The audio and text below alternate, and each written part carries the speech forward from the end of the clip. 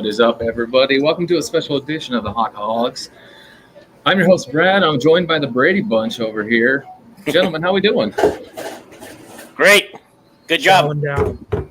Brandon's got a mouthful. Loving Chris, every how you minute feeling? of it. I'm doing fantastic. I'm ready to drop some knowledge on some people today. All right, man.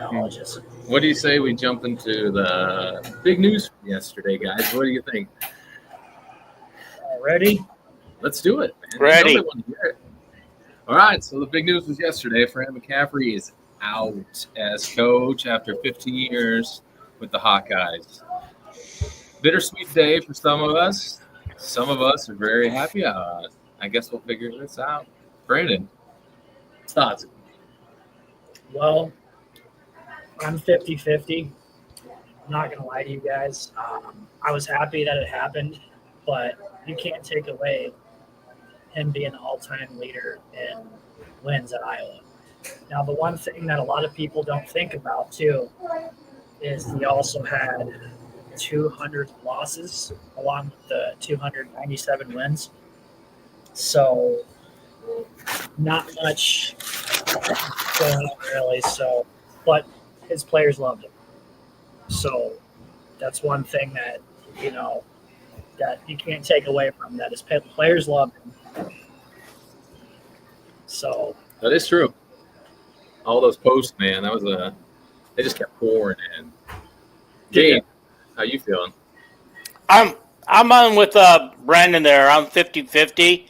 I know that a change needed to be made, but after 15 years, man, it's just tough to see someone lose their job like that. And I'm still opinion that even with everything that happened this year, that if they'd had 10, 12,000 people in the seats every night, he'd still be having a job this year. We wouldn't be talking about this. I mean, you're 100% correct, man. What was average attendance this year? 9,000? No, average paid attendance or average paid tickets was 9,000, but actual attendance was 5,000. Oh, my. 5,000? Yeah, there's a lot of ticket holders that bought tickets that didn't show up. That's a waste of money. Did you see where I sat those 2 times I went this year? How Yeah. close I got? Yeah. You could have done that. You could have literally gone the day of, go find your seat, and then kind of scope the area out, and you could have probably gotten like courtside if you really wanted to. Yeah, I mean, your pictures are fantastic. You had a great season. It makes sense now. Yeah, that's Connections, crazy. man. Connections. Those are actually very sad numbers for those of us who remember the days of the old Iowa field house. That's before my time. Yeah, but at least when I was a teenager, we used to go there all the time and play pickup hoops. And right where they actually used to play, like you could walk where Magic Johnson literally trolled down the court and did his thing. Mm-hmm. It's impressive. You can still go there today too, but I think you have to have a student ID or pay a fee or whatever. The field house actually still stands? It does. It does? For some If reason, you I thought the hospital was sitting in its place. If you come to Iowa, when you come to Iowa and I can drag you down to Iowa City, I will take you in there. How's that sound? You won't have to drag me. I'll come on my own. Okay, sounds good to me. I'm cool with that. Some good memories in that old facility with Steve Craftsison and all those guys that played ball there and took us to the Final Four. And you compare that to today, it's a sad, stark reality of where we're at. Yeah. Yeah. Oh, yeah. I mean, but it's something that had to be done, in my opinion. Like, I've been saying it for a long time that this has to be his last year. If they don't, because it just got to be the same thing over and over. You already knew. I watched Iowa men's basketball the least amount this year than I ever have in my entire life, right? Except for in my youth when they weren't on TV. But Iowa was really good in my youth, so they were on, national TV a lot. So I got to see them. But this year, it's the same thing. Like they scored 82 points a game. Yay. They gave up 79 points a game. And that includes the non-conference, right? So if you just add up what they did in the Big Ten, that's going to be a much higher. That's why yesterday I mean, you just already knew that Illinois scores 83 on average. They're going to score more than that against Iowa. So it's the lack of caring, because you need defense. All coaches say this. So you have to choose a style. In Fran's style, he should be doing like full court press, causing turnovers, because he wants to get out and run on offense. Right. And they never really played defense. And he wants to play 8, 9 guys, right? It was frustrating. So you go the other way, Fran didn't even – like my coach, I know we'll get into this later, but it's Ben McCollum, who's at Drake right now, because I love what he does. Like you'll see, yeah, they only score 70, but they only give up 59, right? And that's bringing D2 kids with him from Northwest Missouri State. That's why he won so many national titles down below, you know, like Division III or whatever that is. Yep. Division II maybe at Northwest Missouri State. But Fran not adjusting at all. It's always just about, like I was before yesterday, I was in an argument. But I was just like, guys, if we don't score 80, no matter what, we're going to lose. So if we're not hitting, and the sad part is we scored 96, and we still lost, or 94. 94 So, is still lost. I mean, the fact that he never wanted to adjust his style was great when he first got there because Licklider was so bad, right? And his style, when his offense is rolling, he could beat anybody in the country, right? But he also could lose to anybody in the country because they wouldn't play defense. Yep. So that's my reasoning for it. I'm happy. I mean, I'm happy. He think took of it this $4 way. million and ran. I mean, you got to think of it this paid. way. How many teams score 94 points and end up losing by 12?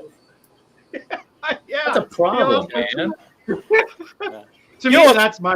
Oh, Yeah. Yeah, you know what's perfect about that game is if you weren't an Iowa fan, that was a heck of a game to watch. Right. Yeah.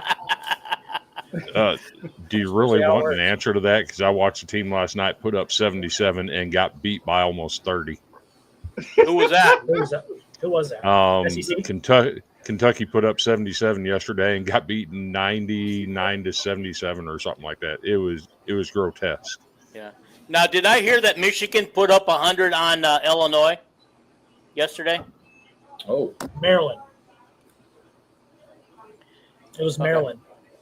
Maryland. Yeah, that's what I meant, Maryland. Sorry. But, you know, it makes me feel good that they got 100 pointed themselves. Maryland beat them. Makes me feel worse, actually. It does make me feel worse. They held Illinois to 65 points. Maryland did. And Illinois is not the Illinois that we're used to, like the dominant. Now, if they would have had, I know one player doesn't solve all problems, but if they had Coleman Hawkins, I don't know if you guys remember him. Speaking of which, he just went on a little rant the other day because he was hurt with Kansas State, and he was crying, which, you know, whatever, I get it. But if Coleman Hawkins would have stayed at Illinois, I think they would have killed us. It would have been worse than what it was. Well, So- but he's a player. But he's an Iowa beater, right? He could shoot the ball Yes. from everywhere. When you play against if you go through Fran's career, how many players had their best game against Iowa? How many players that were in a slump all of a sudden weren't in a slump against Iowa? There's so many. All of a sudden they got out of their slump when they played Iowa. Yeah. Sounds like football, too. I mean, Iowa's known as the school that you get healthy against. That's right. Yeah. It used to not be like that. So this is No. hard to watch for those.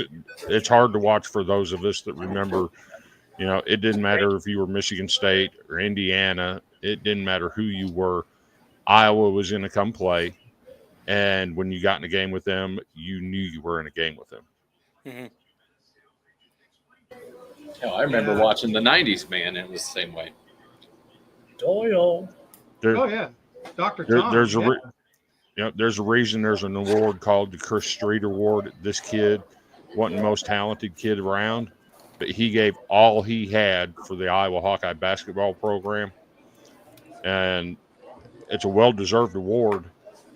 But to see some of the kids that are winning this award these days, that they don't sacrifice the way Iowa players used to. Right. So, who would be your Chris Street Award winner this year? To be honest, I don't know that I'd give it out this year. There's just nobody that amplifies what he did. You read my mind, Chris. I was going to say the exact same thing. There's just nobody I think that was your point of what you were saying anyway, right? Like there's Right. legit, we don't even have a Chris Street anymore. What was your point? Yep, Yeah. that's exactly the point. Nope. In the past we did. People like Nick Bear. Yep. That guy was nothing but hustle, diving on the ground, grabbing loose balls, busting his ass. Yep. And this year, when I watched games, you never saw any of that. It might be Peyton Sanford then, maybe, if you're going to – because I can't think of anybody else who gave everything he had and left it on the floor. That'd be about the only one.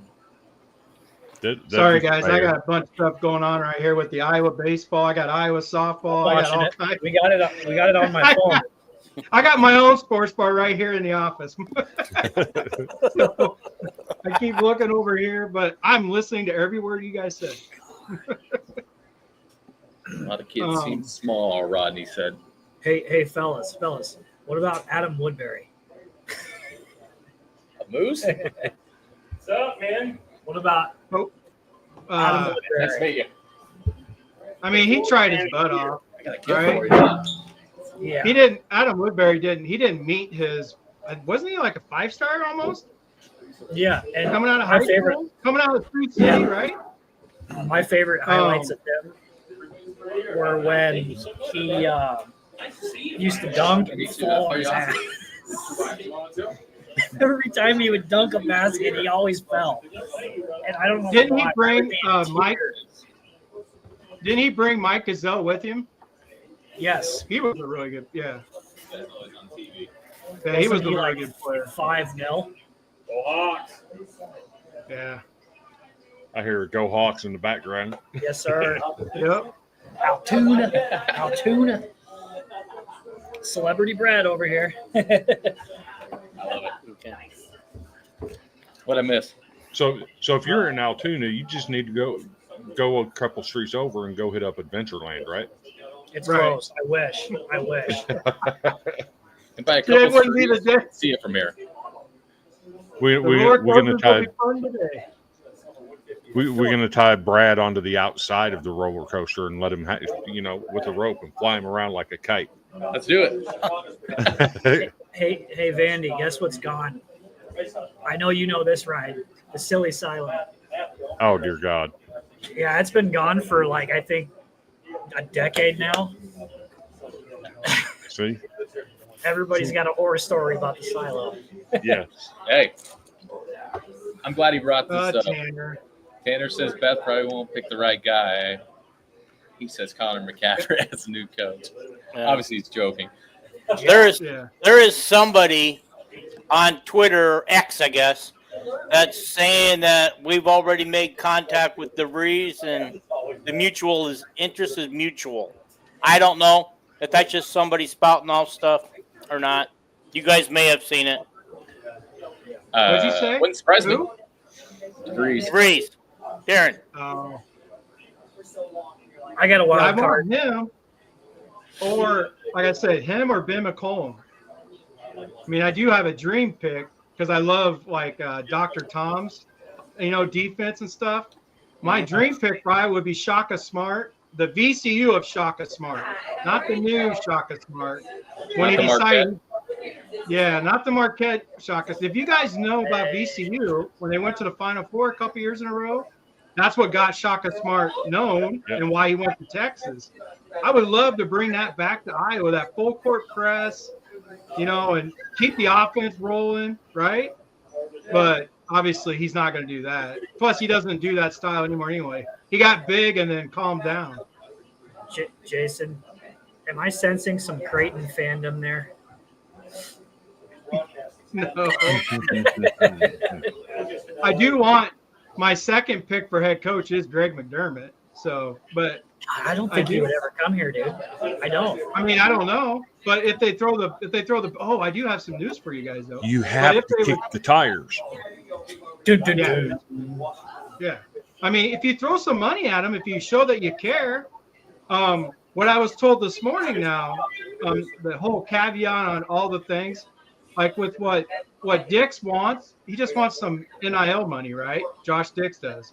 There's no like he's going to transfer here, transfer there, but Iowa players want a shot at that NIL, right? And they haven't had a chance.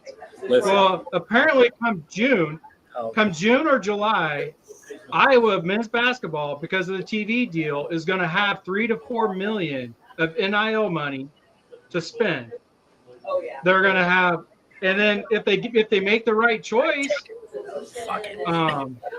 if they make the right choice on coach, maybe we can get people to donate and get that up to $4 or $5 million, right? Yeah. But apparently we are going to have $3 to $4 million, like $3.5 million of media money that's going to go straight for NIL for men's basketball. It's supposed to be announced this June or July. That's one of the things I was told this morning that might keep Dix in town. That's the thing. I hear a lot of talk on Twitter that there's no money for the program. Iowa has money. That's the thing. Right, but we just spent $5 million for a wrestler. $5 million. Well, Yeah, but can I just say something on that? Wrestling has their own set of donors. They don't have anything to do with the Swarm or the NIL or anything like that. Yeah. They got a billionaire who literally donates for wrestling. And that's it. He only wants to go to wrestling. And here's what you have to have. You have to have a coach that can reach out to boosters that can get the money in there. You have to have boosters with empty pockets that are going to be willing to invest in a coach to be able to go out and get players. And you have to have a coach that's able to, number one, coach.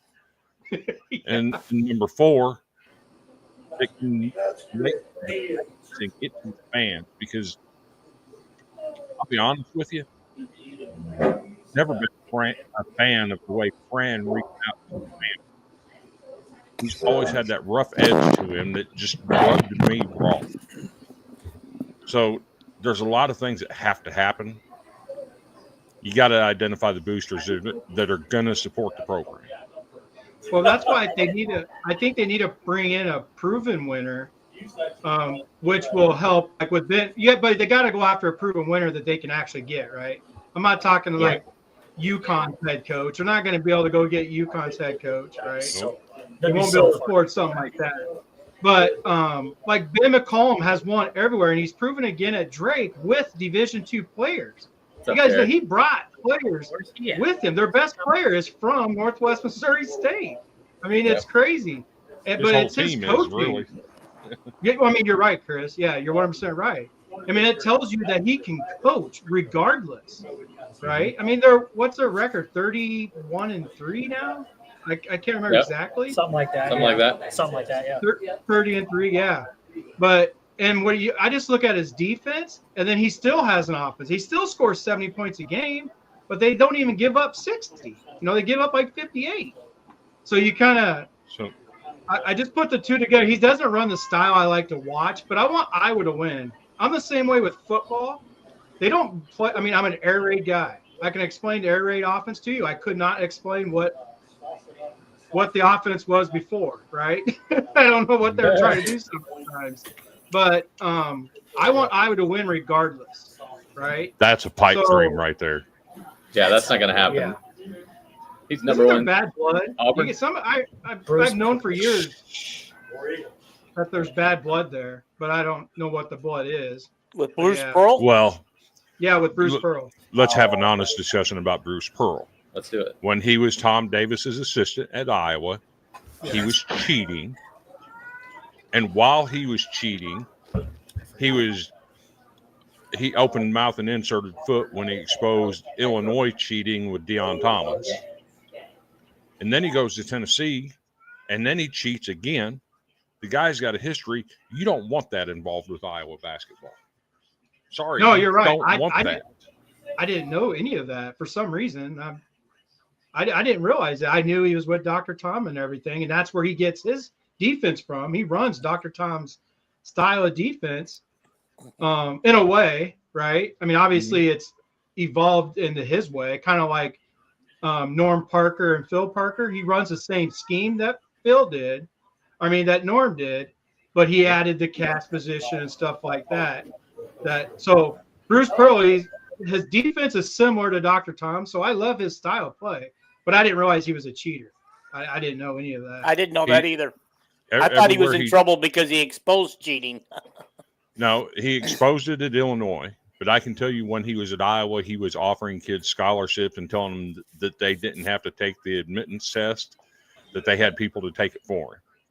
No kidding. And that was back when you had to have the Prop 48 rules and all that stuff. Well, then he goes to Wisconsin Green Bay. Before he left there, that program ended up on probation. He goes to Tennessee. He has a barbecue at his house, has recruits at his house for a barbecue. I'm not surprised. And then told all of the assistant coaches to lie about it when the NCAA had pictures of the coaches' wives at the barbecue. And he told everybody to lie about it and say they didn't know who it was. And now he's at Auburn, and his number one assistant was involved in all the shoe business about 4 or 5 years ago when all the coaches got exposed for doing shoe deals, and his number one assistant got busted for buying players to come to Auburn. He's cheated everywhere he's gone. Bases loaded, 0 outs. Oh, we got it. They scored. Yay. One. Very nice. Now, 6-6. so I suggested everybody do a top 3 that we can talk about later. I actually did a top 5. I got 2 names on the list that are absolute pipe dreams, but they could actually bring some interest in donors that might want to donate. Greg McDermott, number 1, you have to kick them tires. He's from Ames. Bring the guy home. At least offer to kick them tires. That would generate a lot of NIL interest. Especially another since guy Ames kicked him out, right? Another Ames guy. kicked him out, so. Yeah. Yeah, why? Brett. Did he not win there? He won pretty good there. Did he? Another name that's on my top 5, but not my top 3 is Brad Calipari. Name recognition. The son of John Calipari, who's been an assistant at Kentucky, an assistant at Vanderbilt. He's an assistant at Arkansas now. That's the kind of name that might generate some NIL interest. Yeah, but okay. Minnesota had Richard Pitino. That didn't work out. So why buy another son? Do you see what Richard Pitino's doing this year? What's he doing this year? It's absolutely possible to see Richard and Rick Pitino face each other in the Elite Eight. Wow. At New Mexico. Wow. Yeah, they're pretty good. I think he kind of did go out on his terms a little bit. You can't tell me he didn't know. Oh, he knew. All right, Chris, I got one for you. One of the people suggested is the current Vanderbilt coach. What do you think? Hell no. And that's me as a Vanderbilt fan being selfish. What I can tell you about the Vanderbilt coach is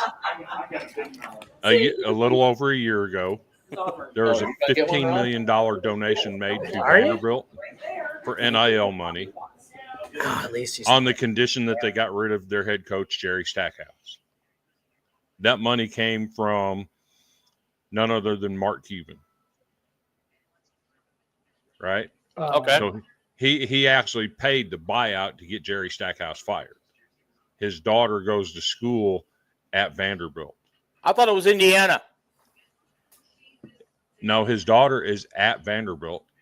Cuban actually graduated from Indiana. Oh, okay. So he gave money to both schools. Yes. So Okay. absolutely not on Mark Byington. I'm not letting that crap happen. Nope. Sorry. It said here that he turned a 9-23 team into a 20-12 team in 1 year. Yes. Replaced 14 out of 15 roster spots. Did he? Okay. Yes. That's impressive. Yeah. Tanner, Vikings suck. Go away. No, I'm just kidding. Stay put. You're good. I Why don't mean, we jump into Eric, who you guys want? Eric, I want DeVries too, Eric, but I don't see it happening because he just got to West Virginia. I just don't see him. I mean, unless it's Iowa, he wants to come back to Iowa that bad. I just don't see it. So I didn't even put him on my list. Well, let's start. Chris, you want to start since you have a list of 5? What you Okay. I'll get this party started. I even cheated. I got pictures. My number 3 guy. And trust me, I do this with skepticism because he's already had a Power 5 job and he absolutely sucked. He was the first guy to go 0-18 in the SEC in history. But you can't ignore what he did at Valpo and what he's done at Grand Canyon. How about a guy like this? You want to be on camera? Bryce Drew. That guy carries some name recognition. Big He's a shot, G5. Drew. He's a G5 coach with success at G5 level. I think he was in a bad situation at Vanderbilt. I don't know. I think he'd be a great guy to go after. Midwestern roots. See what happens. Yeah. Guys, I just want to show you my dinner has arrived.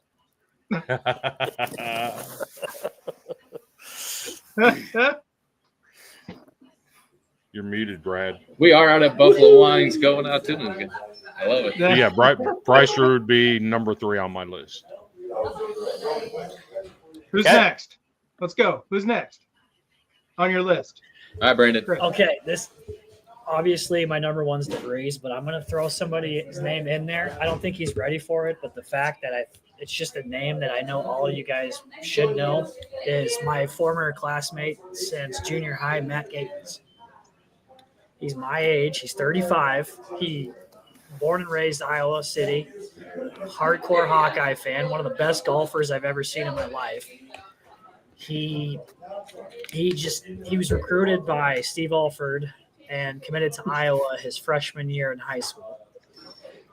I just think he's gotten some coaching experience.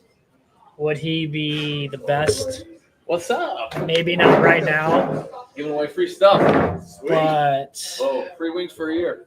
maybe in like 5-6 years, Showing up. he would be a good coach. All you But gotta do is once a week. I heard this on Tom Kackert, the Hawkeye Report, Just at this just one. said something about it. So why not? You guys have different options. That's who I'm gonna say that, but it's not who I want number 1. But Yeah, man. throw that out there. Yeah, So- go Hawks. Man, the fans would go crazy though. Like if that became real, the fans would go nuts if it was Matt Gatens. What's up? All of a sudden, you would hear all the negativity because he's everything Iowa, right? Yeah. I mean, I don't know anything about his knowledge, right, as far as basketball is concerned. So I don't know how he would coach, anything like that. Would he be the same thing as Fran? Like I don't know. So that with Matt Gatens, I would be a little like, I guess let's see and find out. I'd rather go Chris's route and bring it in like Bryce Drew, who's been, the head for a while. Yeah. Everybody stop I love talking. it, Kelvin. Yeah, Kelvin is. I mean, right. He's probably right, and it would be so awesome to get DeVries here. But my guy, like I said, Ben McCollum, what he win 4 national titles at Northwest Missouri State. I've been wanting him to get his shot for a couple years, and now he's got it, and he's proven himself.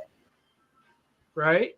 And he's proven himself, so it would not bother me at all to just grab him and move him to Iowa and see how good he does there, because he's won everywhere. There is no – you can't say, well, this is what he did here. Like, no, he's literally – all he does is win. And then I want Greg McDermott for obvious reasons. I think Greg McDermott would be – it'd be huge to get him from Creighton. He would recruit better than Fran. I think he's a better coach than Fran. Like, he legit transferred Creighton from the Missouri Valley to the Big East, right? And they're still winning.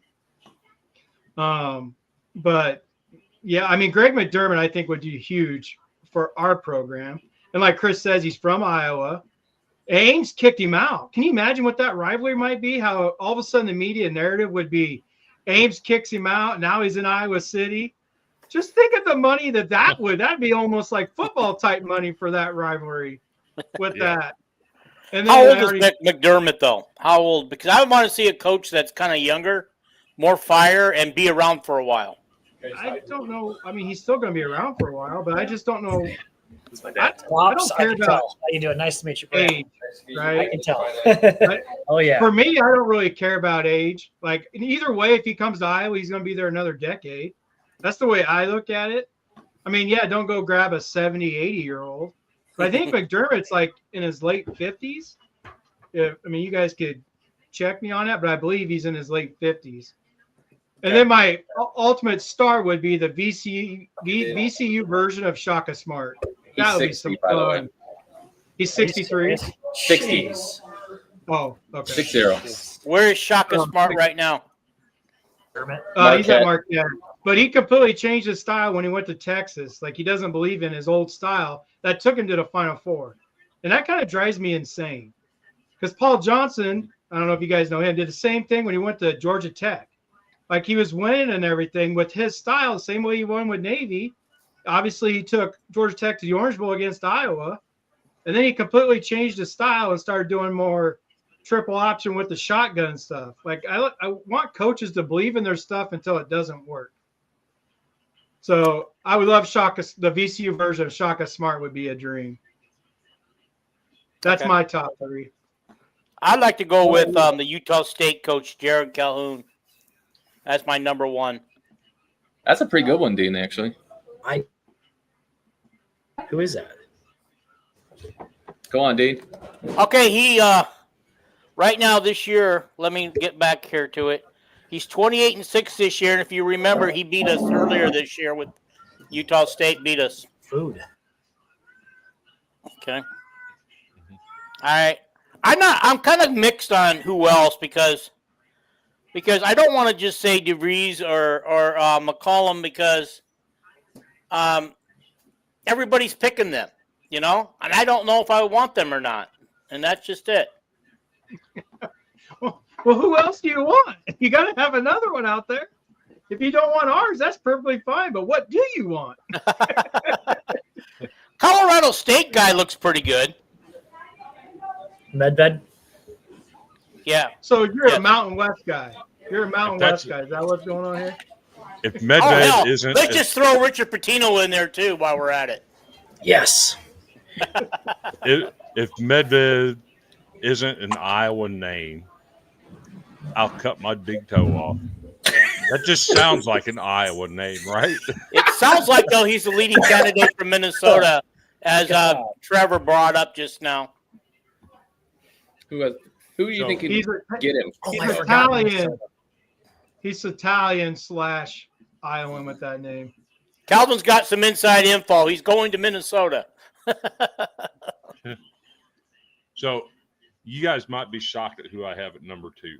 And I put him at number 2 only because he's never lived north of the Alabama state line. But I got Bucky McMillan on here at my number 2 slot. He's actually on my list. So let me tell you, he coached youth teams at Mountain Brook, Alabama, and he became the head coach there. In 2018, he was named Boys Basketball National Coach of the Year with the team that went 34-3. This is a high school that never won before. They were absolutely horrible in boys basketball. So then he moves on. He gets hired at Samford in 2020 to replace Scott Padgett. Samford has had prior to his arrival, they had 4 winning seasons in 20 years. His first year, they go 6-13. which is 2020. COVID did a number. But the last 3 years, he's been 21-11, 21-11, 29-16. Went to the NCAA last year. This year, his team is currently sitting at 22-9 at Samford, who had only had 4 winning seasons in 20 years previously. The drawback on him is he's never been out of the state of Alabama. But if you want a young, up-and-coming coach that has won everywhere he's been, I think he fits the bill. But would he jet the moment he turns it around and jet back to warm weather? I mean, you got to think of a job like Auburn or Alabama opened up and he was offered, he'd have to listen because that's where he's from. I agree 100%. Which is why everybody wants DeVries, because they want him to come back to the state of Iowa. But if you go that route, you've got a young coach that can build it quickly, that actually knows what he's doing, and that's what that's what high school players want now, is a young coach that can relate to them, and he absolutely can. Yeah. I mean, I agree with that. I love the way you tell stories. If you were a stand-up comedian, you'd be a perfect storyteller. The way you we're all just giving some stats and blah blah blah. You legit gave us the history of that guy. Yeah. I didn't know any of that before. Obviously, I do know who he is, but as far as his whole history, no, I did not know. But a lot of times you don't want to get a high school coach and bring him straight into being a Power 5 coach. Well, that wouldn't be the case here because he's already had a G5 job and been good at it. Right. I mean, there is a lot of high school coaches who could move up and coach at an upper level. They just don't get that opportunity. There's so many of them on the football side that do end up getting the opportunity, like to be an OC from straight out of high school, winning championships in high school, then going to be an OC or whatever, and then winning. Here's a trivia question for you. What Iowa football coach came from high school to head coach at Iowa?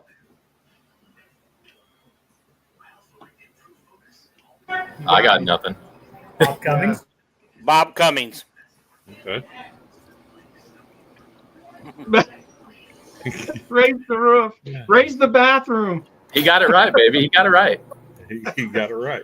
Hey, we are not in the bathroom. I just want to We look like we're at a rest area. This is funny. You see Brad with his logo behind him here, but if you look at Brandon's thing, you can see the shoulder and arm of Brandon. You see his bald head in there every once in a while, getting in Brandon's face. Oh, they're both bald. They're both bald. All three of us. Yeah, let's go. That's awesome. All right. Is that the basketball talk? Did everybody get their coaches out? All right. Their wishes and dreams? Well, I do have one more coach. I haven't gotten my number one pick in yet. Uh-oh. That Number one's got was me, but we didn't really know. Number one is a no-brainer. I mean, if you're Iowa and this guy's not number one on your list, what are you even doing? You have to go Ben McCollum. Period. That has to be number one. Yeah. He wins a Division II national championship, Northwest Missouri State, takes his entire team with him, goes to Drake, replaces the entire roster, and sitting there with 3 losses and is going to be in the NCAA tournament as an at-large berth, even if they don't win the conference. Yep. This cat knows what he's doing. Yeah. And now that being at Drake for a year, he's built all of those relationships with all the Iowa high school coaches. Already got the relationships built. To be 100% honest with you about that, Chris, he already had, from being at Northwest, he had a ton of Iowa players go through Northwest. Yes. So even there he had it, and now he's at Drake, and he's proven even more, right? Yep. So yeah, I'm with you. I mean, he's my number one. He's got to be number one. Yeah, I agree. That's my number one too. I know I didn't give a whole list, but he's got to be my number one. But I also think we need to take this time to invest in the program, the facilities. I don't know. Remember, So last you're time I not in was the a bathroom kid- anymore, right? No, we're nobody's in the bathroom no more. Just Brandon. But I mean, He stuck Brandon in the bathroom. I really think we need to take this time to, if we're going to do this thing, we're going to build this thing. We're going to start it. We're going to upgrade some facilities. We got to get some people to want to come here. We can't. I don't think it's obviously NIL money is going to be a very important piece of this. Coach is a huge piece of this, but facilities are going to start playing a piece in this as well. Most of Iowa's other athletics are upgrading facilities. Baseball, which we'll hit on here in a little bit, just released their new facilities that they just opened up. And I think it's time that we did some upgrades to Carver and maybe even their basketball practice facility. Iowa State's got a massive practice facility on the west side of Ames. Just absolutely state-of-the-art, massive facility. That's the stuff we have to do, and now's the time. 15 years, we got rid of a coach, and now it's our Now first year. you actually sound like Fran. I think you must have been a fly on the wall in his meeting with Beth. You sound just like him. It's true, though. So With Jip men's basketball is, for whatever reason, I don't even know why, because the former, the AD nobody really liked, didn't do much with men's basketball either. It's not just Beth. No one has. You're right. Yeah. Because in the words of Steve Alford, we're a football school. So it's I'm just interesting putting that you out bring there. up a practice facility and that Iowa State now has one. Mm-hmm. You know, everybody made fun of Vanderbilt 2 years ago when they started their football season, and the scoreboard was held up by a crane in the Whoa! football stadium Wow. because we were doing construction work on both ends of our end zone, right? Massive project going on. They spent $200 million on two facilities alone, a basketball operations center, a football operations center. And if you want to look at what they've done, there's a video on YouTube showing the public what the Huber Center looks like. It's a basketball practice facility, the basketball operations center. It's the largest facility of its kind in North America. It was built by, the architect on the project was Populous, who's built some of the nicest NFL stadiums you see today. Well, what they did there on the lower level, they got the men's practice facility with a full-size court. The second level is a community center where they have all the dining facilities and all the rec areas for both the men's and women's programs to hang out. And then on the third level, they got another full-size court practice facility for the women's program. This thing is massive and it's gorgeous. And within a week of opening, they had 19 current NBA players in there practicing. If Iowa wants to get serious and upgrade facilities, build yourself a practice facility. Your women's team deserves it. Yep. And it's time to sink some money into a program that in 1980 was in the Final Four. In the mid-'80s was ranked number one in the country. Has won multiple Big Ten tournaments. Put some money back in the program where it belongs. Yeah. I mean, that's the thing with Dr. Tom, right? George Raveling was an amazing recruiter. Dr. Tom was an amazing coach. If only Dr. Tom could have recruited the way George Raveling did, that would have been the perfect spot for Iowa men's basketball. Yeah. I agree with you. Why isn't Iowa basketball reaching out to guys like B.J. Armstrong, who's an NBA champion multiple times over, to get them to buy into upgrading facilities and donating money to this program? Even their time. Where's the leadership at? Yeah, I mean, like just even their time to get people to buy tickets to come see them, get their autograph, just do all kinds of things. Come meet BJ Armstrong or whoever, and let that money go to the athletic department. Like, talk to players like what you said. There's a lot of Iowa players that could Brad come Lohaus. back and do. Yeah, Brad Do that Lohaus. exact Get it. thing. Al Lorenzen. What's he doing now? Yep. Here's an Iowa kid that goes to Iowa, becomes a star. Where's he at? Why aren't you supporting this program? How about Bobby Hansen? Bobby Hansen's another one. Steve Craftsison. Come on, guys. Where are these guys at? Why isn't Iowa Athletics Department reaching out to these guys? Yeah. It's the early 2000s. They gave up. Got rid of Dr. Tom, and it hasn't been the same.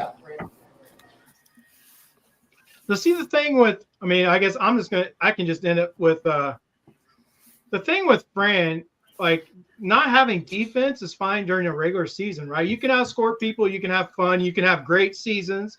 But once it comes to the tournament, regardless if you're in the Big Ten tournament, because you're one and done and you're out. So when you struggle on offense, you're screwed, right? So I just want a coach like, Ben McCollum, Coach McCollum, that does both.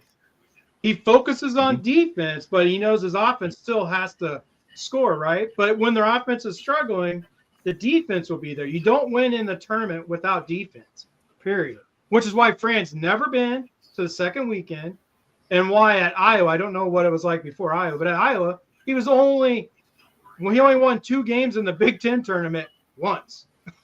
So he won that first round, but he always lost the second, except for the year they won the Big Ten. And that stat matters. That is a huge reason he needed to go right there. If you can't win all but one game, and more than one game in 15 years, all but one time, that's a problem. Yeah. It's sad, though, when you think about it, how the year that we did win the Big Ten tournament, and then we get ousted by a team called Richmond in the first game of the tournament. Come on. You have NBA players on that team. The Spiders, baby. The Spiders. Don't doubt the Spiders. And then the Spiders got whooped in the second round. God, that made me so mad. I was so mad. But yeah. All right. Well, Let's what do you guys say we transition? foosball. About time, yeah. We spent an hour almost on Fran. We went down the rabbit hole. Almost had a grand slam, man. The ball went just left of left field pole. Oh, this close to a grand slam. So we talk some football? Yes, sure. All right. So, Jason, we got some new coaches. Yeah. I'll let you kick us off with this. Yeah, that's the thing about it, like what Dean was talking about a little bit with the running backs coach. He's young. He's been places. That's kind of what a young coach should. This is my opinion, but that's what a young coach should do, because then you get more knowledge from every coach. It's not like you're just leaving out a heck of it. You're kind of building your career, learning more and more. Mm-hmm. So I don't really know about, the running backs coach. I like that he's been places and he's moved on, right? So, but with our running backs, once guys step up, they all have their good at certain things. Jazz Patterson is a bull, right? So I think he'll continue to be their quick hitter. They just have so many missing pieces. But for me, that I love with Lester. This is what I love with Lester. I don't know how much of me you guys watched a year ago, but I got so fired up before I learned Lester. In the first half, legit, he just ran crap, right? He didn't run to what he thought would work against the defense. He ran plays to set up the second half, right? So, and that's why our second halves were so much better this year. But I guess with me, in the football perspective, I expect the defense to be back. I do expect them to be better at the DBs. But if Gronowski doesn't start, then I'm just going to like throw my hands up and say, okay. And Dean knows this. The quarterback room is my favorite spot. I know everything about every quarterback. And I got so much hate from Dean's podcast because I don't like Brendan Sullivan. Like and the Iowa fans loved him. Right. And I kept telling them. And this is where I bullied Dean, just so you guys know. It was all about Brendan Sullivan because he liked Brendan. But no, it's to me, the whole season comes through the quarterback room.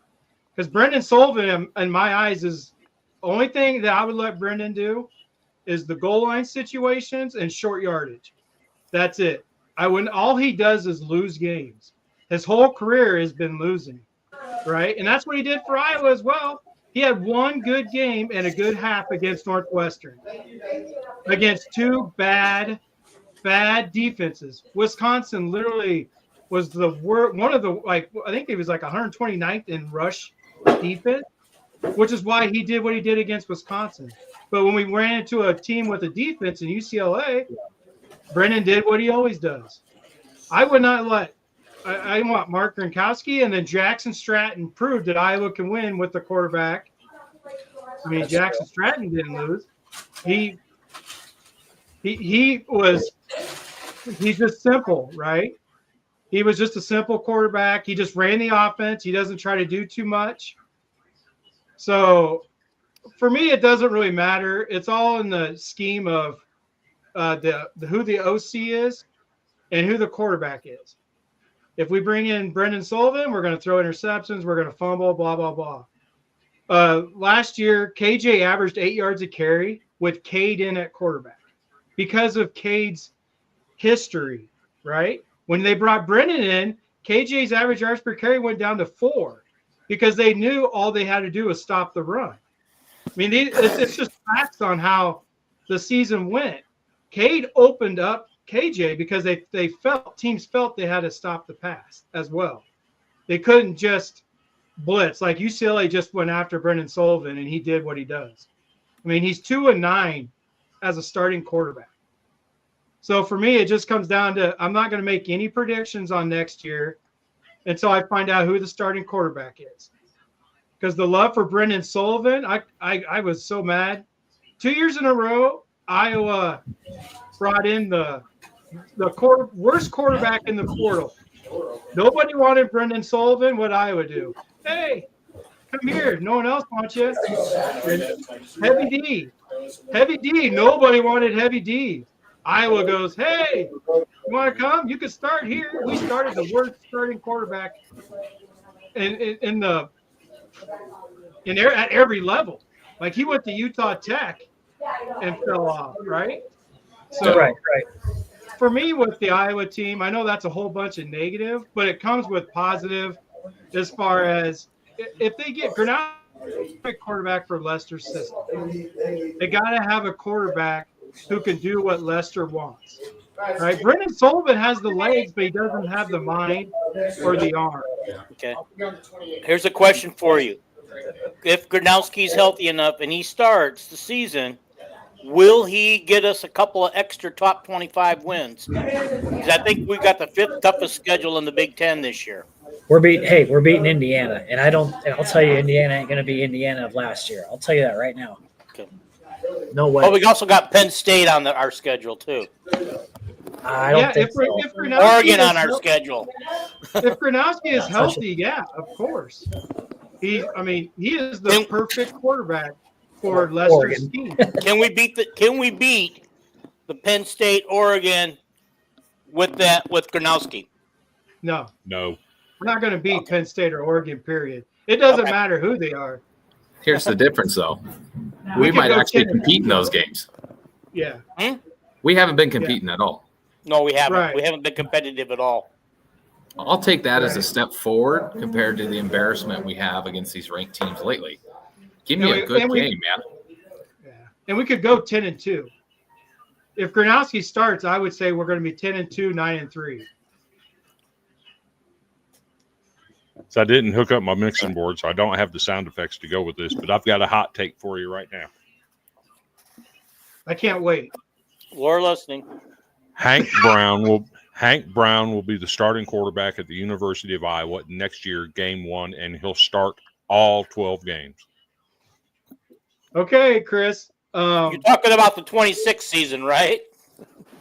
Yeah, he said season. next year. Yeah. Okay, Chris. Now, I would have been with you without Gronowski. Dean knows I love Hank Brown. I let him come out of high school. I rated him come out of high school. That's what I do is I rate quarterbacks. I evaluate them. And he was one of them that I evaluated coming out of high school. I really loved him. When he came to Iowa, I was jumping up and down. This was before Gronowski. Now, Hank Brown could take a year off, put some weight on. I don't know if you obviously know who he is, but he's just so skinny that he's going to get destroyed in Lester's offense. Kind of like Brendan Sullivan just getting beat on. But in 26, I'm 100% with you. Right now, it's Gronowski. I would love to see if Hank Brown was number 2 this year, right? I just don't think he will be. I think they're going to put some weight on him. I don't even think he weighs 200 pounds, and he's 6'4", right? Mm-hmm. So That's a tall drink of water. Yeah. So, but I'm with you. I absolutely love Hank. So, I mean, the fact that you said that kind of – because the amount of hate that I got for people when I liked Hank Brown as well, I just die laughing. But I love Gronowski. Next year, I love Gronowski, period. I have a question. When is Gronowski supposed to come back from his injury? Is it June? I think it's July, but it's one of those. July? It's during the summer. Yeah, it's in the summer, I do know for sure.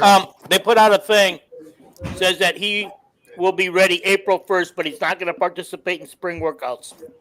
As he shouldn't. They're gonna hold him out. Yeah. They say you'll see him throwing on the sidelines a little bit. They said, but his recovery's going quicker than they anticipated. Which actually fits what I'm saying about Hank Brown, because that gives Hank Brown the entire spring to learn the offense and become that guy. Oh yeah. Hey, if he does, if he beats out Gronowski and it's Hank, you know what? I'm happy. I'm right there with you. If it is Hank, that would not bother me, even though I do love Gronowski right now. However, if it's Brendan Sullivan, man, you don't want me on your podcast. If it's Brendan Sullivan, period, you won't want me because, I mean, Dean knows that last year I couldn't – the amount of people that were just saying stuff that – because he's not a good quarterback, period. He doesn't win. He gets flustered. So, but if it's Hank, hey, I'm right there with you, Chris. If it's Hank or Gronowski, I would be fine with that.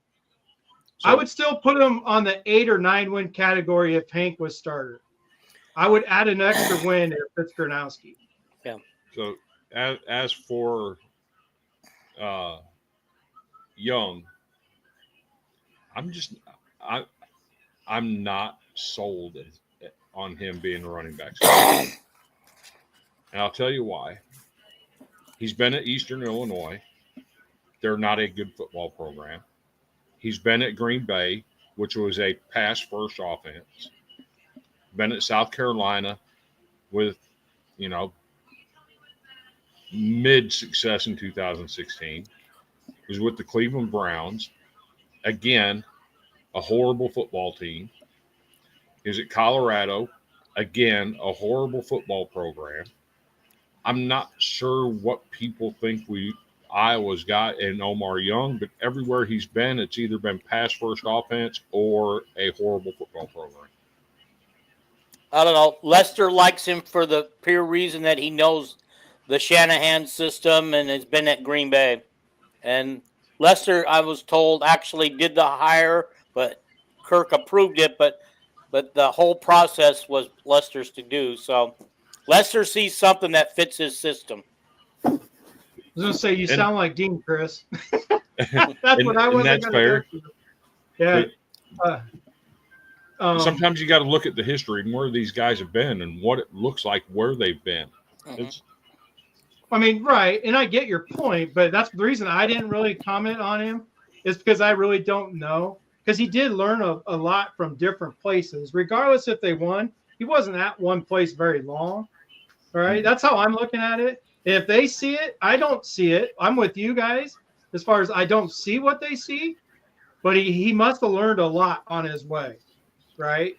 So that's kind of, I mean, I'm just going to sit back and watch that particular coach. Like last year, the way we were with Bud Meyer as a wide receiver coach. Oh, yeah. So, and that's still up in the air situation with Bud Meyer. That is And still no, up in the air. he was not a wide receiver coach at Colorado State like everybody wants to say. He was the OC and quarterback coach. Yeah. What he did was he taught the wide receiver coach what he wanted. He did not work with the wide receivers. Yeah. Yep. Kirk lied on that one. Yeah. Kirk got caught. Got caught. All right. Well, we can answer this real quick, and then we'll take a quick break and transition into some national championship wrestling. Sound good, boys? So, Sounds good. thoughts on running back situation, gentlemen? I mean, I like it. Go ahead, Chris. It's a who's who. Take your pick. One of them is going to be the starter. I honestly think that it's going to be by committee this year. We're not going to have a Caleb Johnson taking most of the carries. We're going to have two guys taking the carries. Patterson and what was the other guy's name? I forget his name already. Moulton. Those two will be getting the carries. And then look for this kid. I can't think of his last name. White kid that's supposed to be really fastest one. Brevin Dole. Yeah. Look for him to get a few carries too. That's who I want to talk about. I want him to be back to return kicks, not Max White. I would love to see Brevin Dole return kicks. He has Wetjen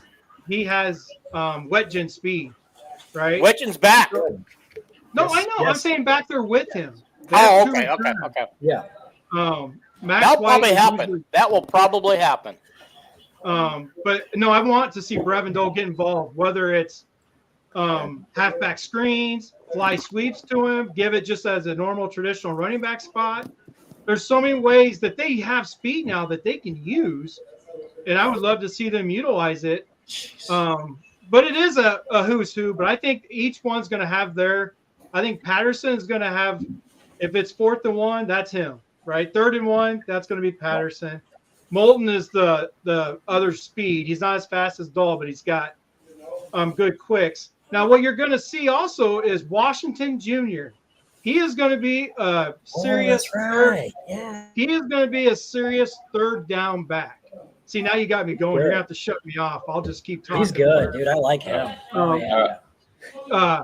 But Washington Jr. is going to be a third down back. They tried making a wide receiver, and they realized he's not the best route runner, but he has hands. He has wide receiver hands. Yep. So he can run routes out of the backfield. They're going to use him in a lot of different ways.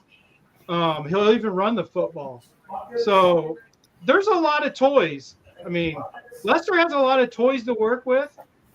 I think they're going to be better, especially his second year. I think Lester learned more. I think Kirk learned more because if you remember right, in the beginning of the year, Kirk would not let Brendan do the goal line package, right? Like they did not. They got shut down at the goal line a few times. And it wasn't until finally Kirk let the leash off and let Lester do what he wants to do. Because Lester wants a running quarterback for the most part. But it is now 10-0 now, gentlemen. Yeah, Wow. I'm watching. Second inning too. Still in the second inning. That's Wow, that's crazy. I can't wait to get to baseball because there's a lot of stuff I want to say there too. And that's not about that's about knowledge, not about knowing stuff. It's just about the way the game is. Well, what do you say we take 1 minute break here, and then we'll come back and we'll actually transition into national championship wrestling. Brandon, And that's for you guys. Yeah, I'm gonna let you take over. So we'll be back in 1 moment. Thanks for tuning in, and go Hawks.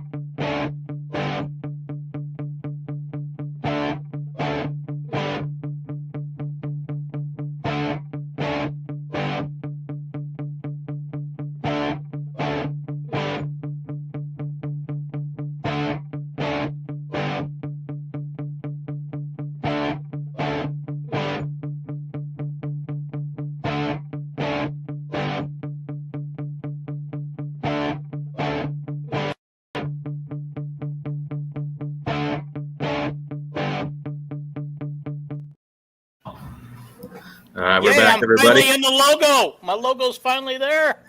Where'd Jason go? He's just peacing out on us? What did he do? Oh, he's going to come back when it's time.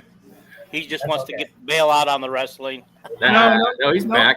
Oh, he's back. Okay. I tried to log in my YouTube channel, and it kicked me out because I was trying to comment with the commenters. I was going to comment with them and answer questions while you guys. You can actually just hit join chat on the chat part. Yeah. Yeah. I did, and it kicked me out. I'll just wait. I'll just listen. Because Jared's got some questions. Go ahead. You take over. Vandy and Jason, if you guys want to go hang out and do stuff and mute, you can. Dean, you ready for this, buddy? Yeah, I'm ready. Okay. So I hope you did your research, my friend. I did. I got a whole bunch of stuff here. Vandy, if you want to hop in too, I'm not sure. I know, don't take offense to this, but I know baseball. So wrestling is our baseball to you guys. So I'm excited for nationals. Yeah. I like listening because, I grew up at a time where Iowa won like 57,000 straight national championships. So, Iowa wrestling is a thing. It is. It is huge. And this is the reason why the fans are upset right now. I understand we're the excellent. We demand excellence with wrestling. I hate to say it because I'm also a huge football fan too, but you can demand the same thing, but it's totally different when you've won national championships. So like say, for example, if Iowa were to start winning natties in football, then our expectations would change. So, yes, we have 9 wrestlers. Yes. We're not taking a 10th one because the 10th one didn't qualify. So I'm going to just tell you real quick who they are and what weights we got. Okay. So we got at 125, we got Joey Cruz, who got an at-large bid. He has the 29th seed in the tournament.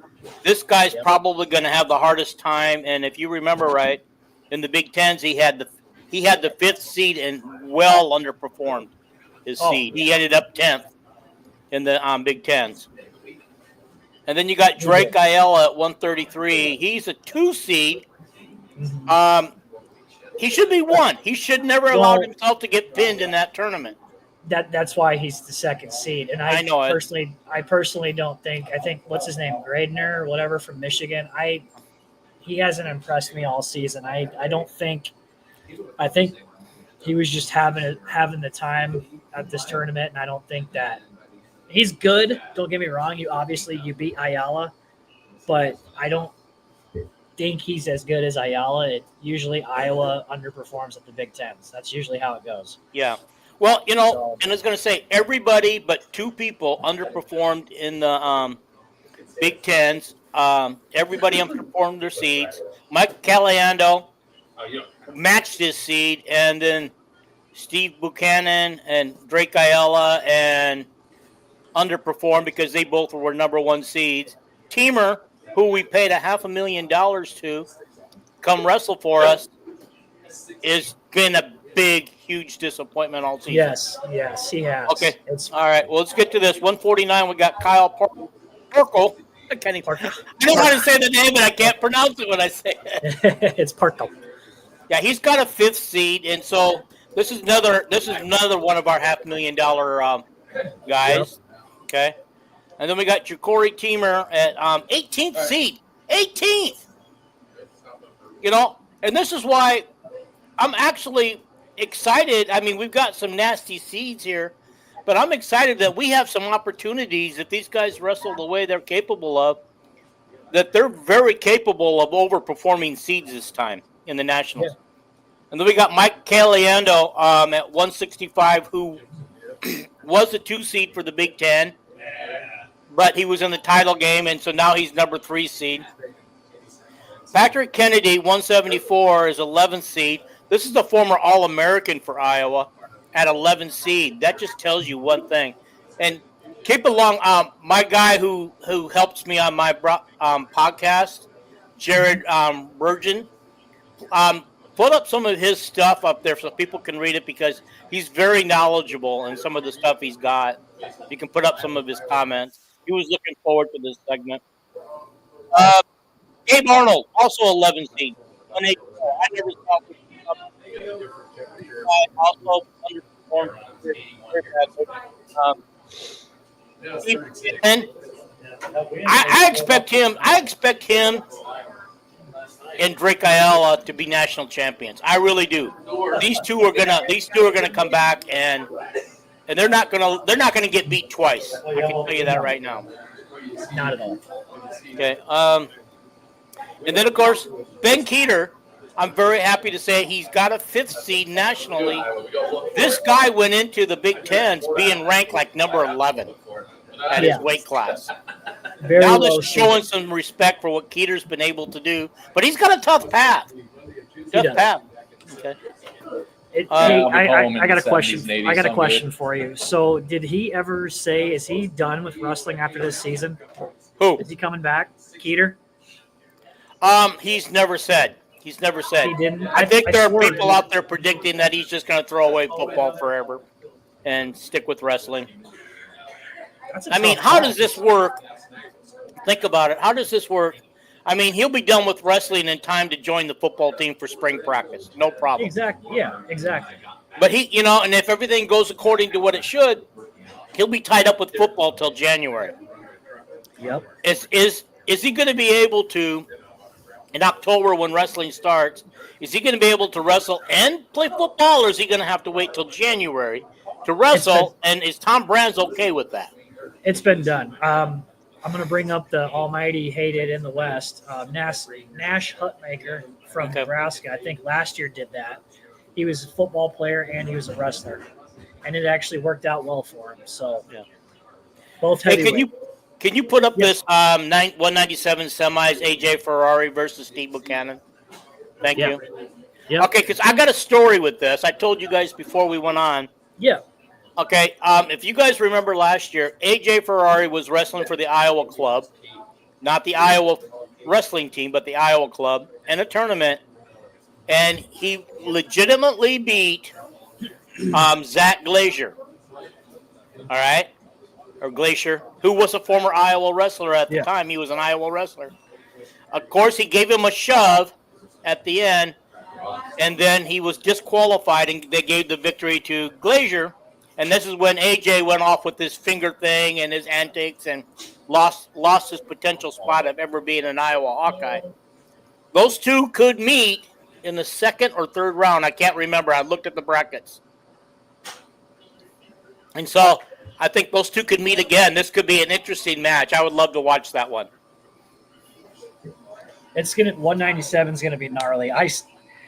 With that being said, I was gonna ask you, since we ran through this, so real quick before we make predictions on where we finish and individual finishes, I was gonna let everybody know that the sessions are all going to be on ESPN.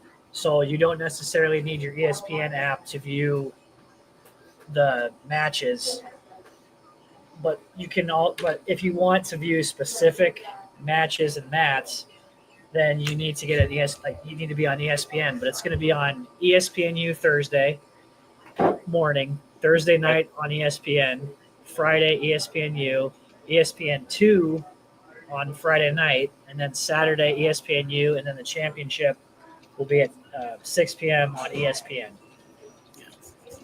Yeah, and I'm expecting everyone, but possibly Joey Cruz, because I honestly have no respect for him as a wrestler. But I'm expecting everyone to overperform their seeds in this tournament. Okay, every one of them. Everyone's going to overperform. All right. So if you're going with that, who do you have? Who is your picks, if any, to take a natty? Who do you got? Oh, dang! I didn't even think about that. I have for Iowa, Buchanan's going to take it. Ayala's going to be national champs. Those two for sure. Teamer, I think, has a chance because he's that good. He's that good. Let me bring this back up. What you got? Hang on. There we go. Parkle, can he? I don't think he'll get there. Caliendo, I'm not sure about him either, but he can get to the finals. So right now I'm looking at Buchanan, Ayala, possibly Teamer, all being national champs. Now, Teamer's got a rough road to get there. Yeah, he does. So here's my next question: What do we place as a team? Oh my gosh, that's going to be hard to predict. We're not going to finish second or third, probably. Third. I got third, You got third. and I'm going to tell you, I obviously. So what it going to be? Penn State, Nebraska, and Iowa in that order in nationals. I think Oklahoma State's going to come up and kick some butt. I do think though that UNI is going to be fourth. You think they're that good? I do. I don't know. You probably didn't watch the Big 12s, but they took Oklahoma State to the wire and damn near beat them. UNI wrestles as a Big 12 They team. were good. Yeah. Oh yeah. The conference is all wacky. So they got South Dakota State, Northern Colorado, Utah Valley, I think, Air Force, Arizona State. The Big 12 is crazy. It's like all over the map. So, but yes, Iowa's gonna definitely get third, I think. Okay, Jared's got it. Penn State, Okie State, Nebraska, UNI, Iowa. Wow. Okay. Nebraska looked really good at the Big Tens. Yeah, this one kind of makes me sad, and I know that you're big on Nebraska side. Well, I do, but as you know how I feel about Nebraska, I do not like them getting the better of anything on us. Okay. I don't want to get hate. I don't want to get shot. I don't want to get shot. Don't. Oh, okay. Take her easy. You too. Yep. So let me ask you guys: is finishing fifth in the nationals acceptable for the Iowa fan base? No. Heck no. For a program that's won 9 national titles? Absolutely not. And is it time to move on from Coach Brandt? Okay, I'm glad you brought that up. I think it is, especially if he finishes fifth. And I'm going to tell you why. Okay, he started out his career at 2 years at Virginia Tech.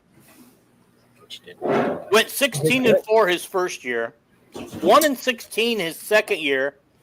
He did place 42nd his first year in nationals and 29th in his second year there.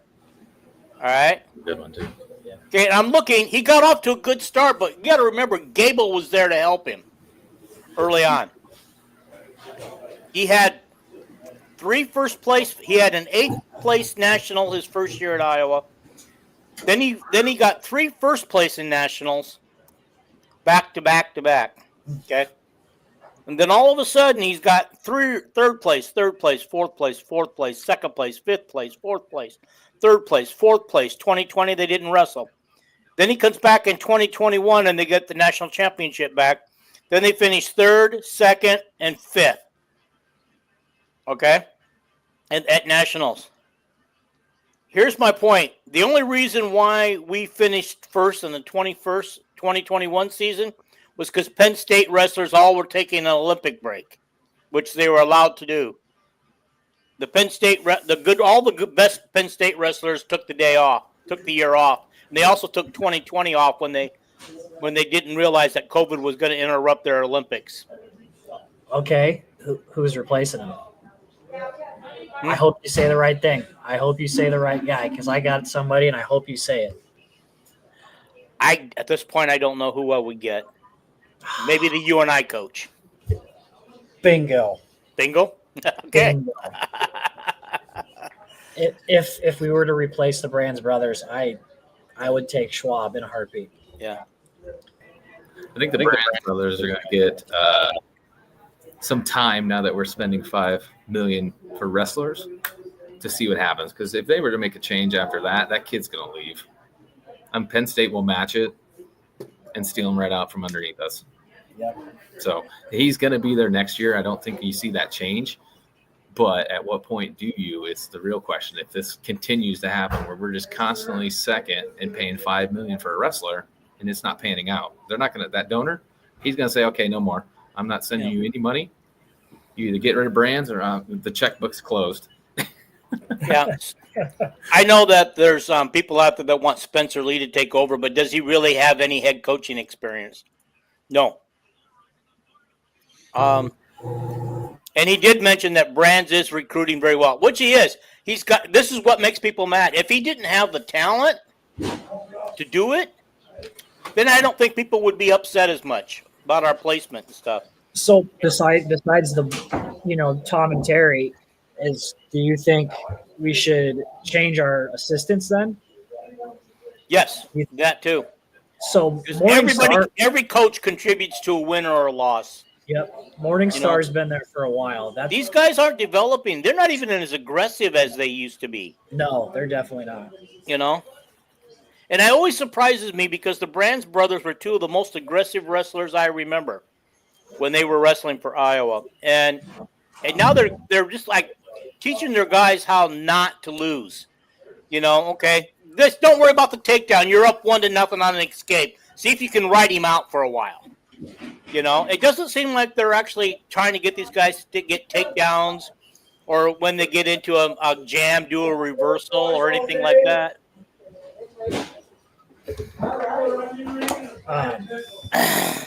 Okay. So pretty confident top 5. Yes. You want a more offensive-minded coach than a defensive-minded coach. That is correct, because look at the guys that the Michigans, the Nebraskas, the Penn States. They're very aggressive wrestlers putting up points. Okay, and these guys can afford to give up an escape here and there so that they can get the guy in the position they want him in.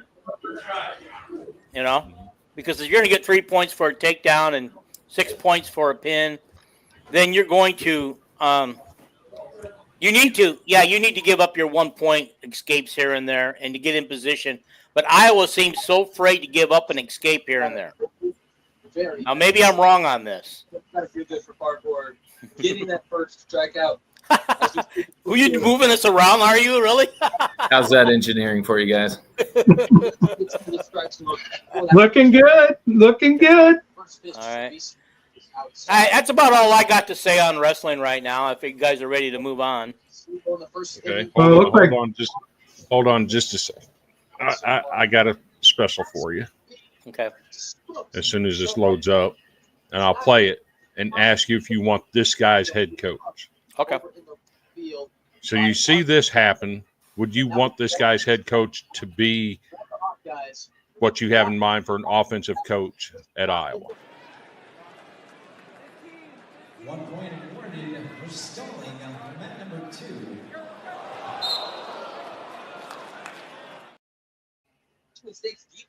Absolutely not. I don't want to teach our people to wrestle like that. He just picked up that dude like he's nothing and carried him like he was a puppy dog. Minnesota. I could get into that wrestling. That's almost like, what do you call that? The WWE, or what do you call that? Mixed martial arts? Professional wrestling. Yeah. That's what comes to mind for me is being aggressive and attacking your opponent. You don't give them a chance. Right. Yeah. I heard about that. Were you able to put that up on your own, or did you have to have Brad do that for you? No, he got it. I got it. Because how come he can do that from his end and I can't do that kind of stuff from my end? You just need a 101. Okay, I just need to get more lessons. You guys need to teach me some stuff. We'll come to Iowa. Make my podcast even better. Come to Iowa. All you got to do. I'm learning. I'm not good at it, but I'm learning. Okay. You got this, bud. Well, we're covering everything today, so let's move on to some softball. Jason, your time to shine, baby. Yeah. Well, I mean, Brandon's the one that looks like he's ready to play catcher. He's got the old backwards hat on. And put me in, coach. No, softball is now they're in a rain delay right now in Indiana. But boy, they're looking so much better this year. Even with the coaching struggles, right? Renee Gillespie had to quit for some family, and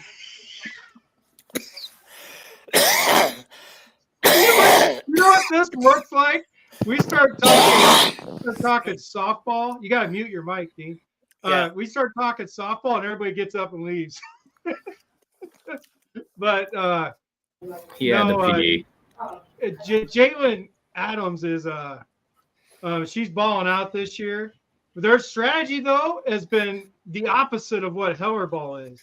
Their strategy is legit to pitch their best pitcher against the bad teams, right? So they literally won every single game against the competition they should beat. They almost beat teams like Missouri. I believe they were ranked. I think it was Missouri. And then like they've been really close to them. Then they got blown out by the SEC. Every SEC, well, Missouri's SEC now, but like Arkansas destroyed them. But they're 16-8, but they could be 18-6 because they should have beat Missouri. They blew it in the 7th inning. And then they lost last week when they flipped it around and they pitched their backup pitcher against Louisiana. Turns out Louisiana is really not that bad of a softball program. I think it was either Louisiana or Louisiana Lafayette. It was one of them. But they ended up losing that one. Then they got destroyed by Arkansas. But Jalen Adams has already got 11 wins on the year. She's going to win again today. They're up 5-0 on Indiana. They're just the scoring machine this year, except for in a few games. Now, so it sounds like that they don't have the cultural problems that the former interim coach said they had. Yeah, it's like I said, they have coaching issues. The only coach that I'll talk about is Renee because she came out. She's the actual head coach, manager of the program. She came out. She had family issues, so she had to step aside this year. And then they had to do something with their interim head coach. Like he must have done something wrong, but I don't know for a fact what it was. But they're still winning. Like they've already played Illinois in a tournament. It didn't count as a Big Ten game. They beat Illinois already this year. They're on the verge of beating Indiana today, which will make them 17-8. Like they haven't been this good in a very long time. And they're using their starter to go against the other teams. Like Jalen's pitching today. No, but softball is really – I absolutely love softball. I love how fast the game is. I love how close it is. And when you hit a ball to third base, that ball gets on them so fast. Like, it's like right there. I really do. I just like softball with how small it is and everything. But, yeah, we can move on to baseball.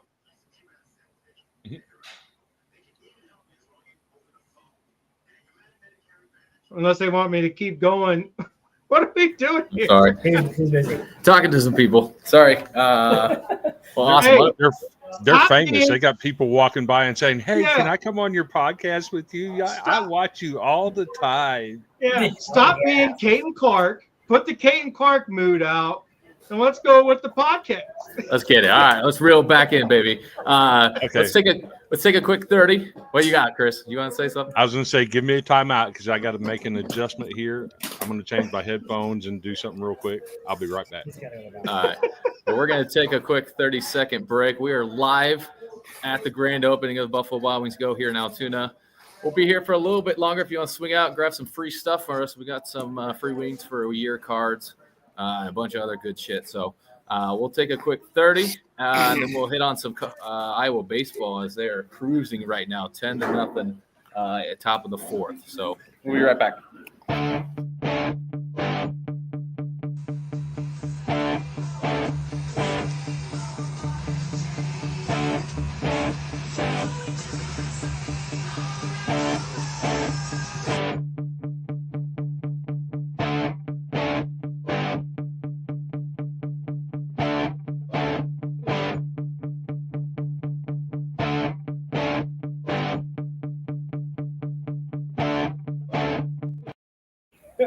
We're back.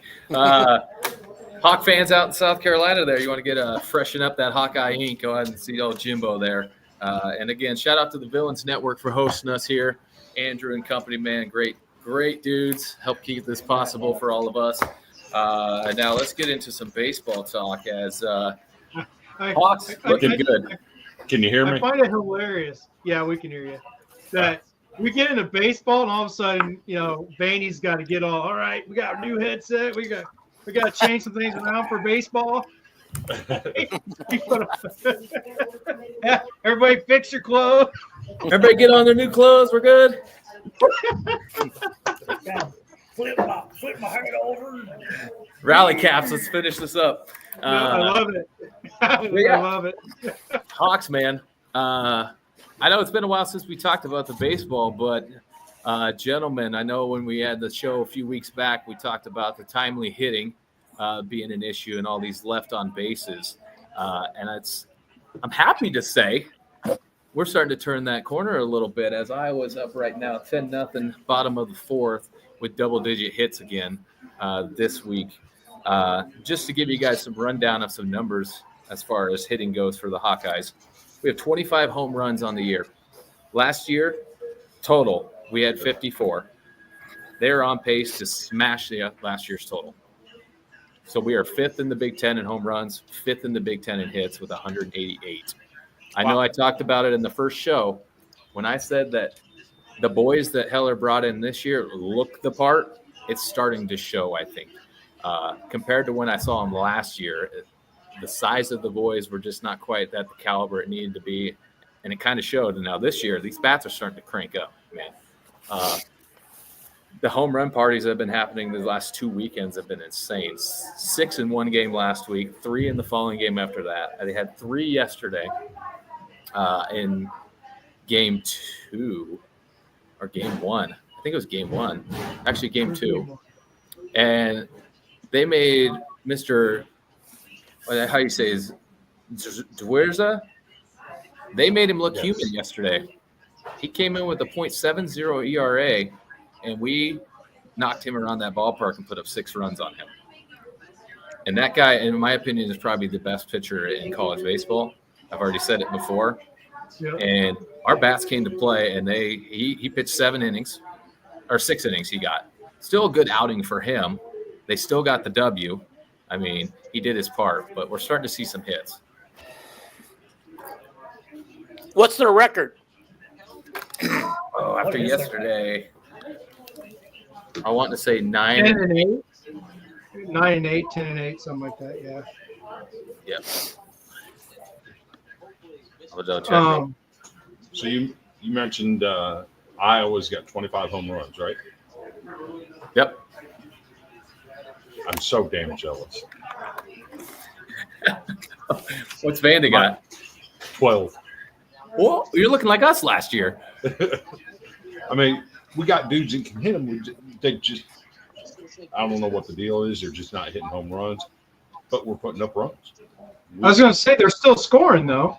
So they're getting on base. We've got 5 run rule victories already this year with only 12 home runs. I mean, so you guys are just consistent, right? Yeah. You have a lot of high batting averages. We've got like 4 guys hitting above 320. How many you got? 4 hitting above 320. I'm going to go check. Iowa has a lot. Here, I'm going to check, Jason. So, obviously, before today's game, we have 1, 2, 3, 4, 5, 6 that have at least 30 at bats. So they're getting the hits finally. Mm-hmm. Yeah, and actually, after our last show talking about this, I was talking with some friends about it, some baseball guys, and apparently, like, of course, the Cubs had a team just like Iowa before now, where they were getting on base a lot, but with runners in scoring position, they could not score. I can't remember what year they said, but it was like they had one of the top 10 batting average, but a bottom 10 batting average with runners in scoring position. So I was like, holy cow, that's going to be Iowa. However, since we're continuing to hit, the whole team is hitting, now everything's starting to flow as far as now they're getting on base with runners in scoring position. Remember how we were talking about the top 3 batters have been doing their job? Every one of them had above 300, but they're all getting on base, right? Yep. But nobody could bring them around. And But now it appears almost everybody up and down the batting lineup is getting on base now. And then obviously with the home runs completely help with that, obviously, right? That changes. You don't need a bunch of timely hits if you can hit home runs. So Yeah, you just get you're not wrong there. right. So I think what you were discussing in our first episode or whatever show, everything's coming around and it's actually working to where now those timely hits are coming through. Like they're just starting to score. Everybody's getting more confident. The whole lineup is getting to be very confident. That Frost kid is doing well. So yeah, the batting lineup. Did you see the home run yesterday? That was filthy. 447 feet, and he's a freshman. He's a freshman. Yeah. That dude smoked that thing. They probably still haven't found that thing. Matter of fact, you give me just a couple of seconds.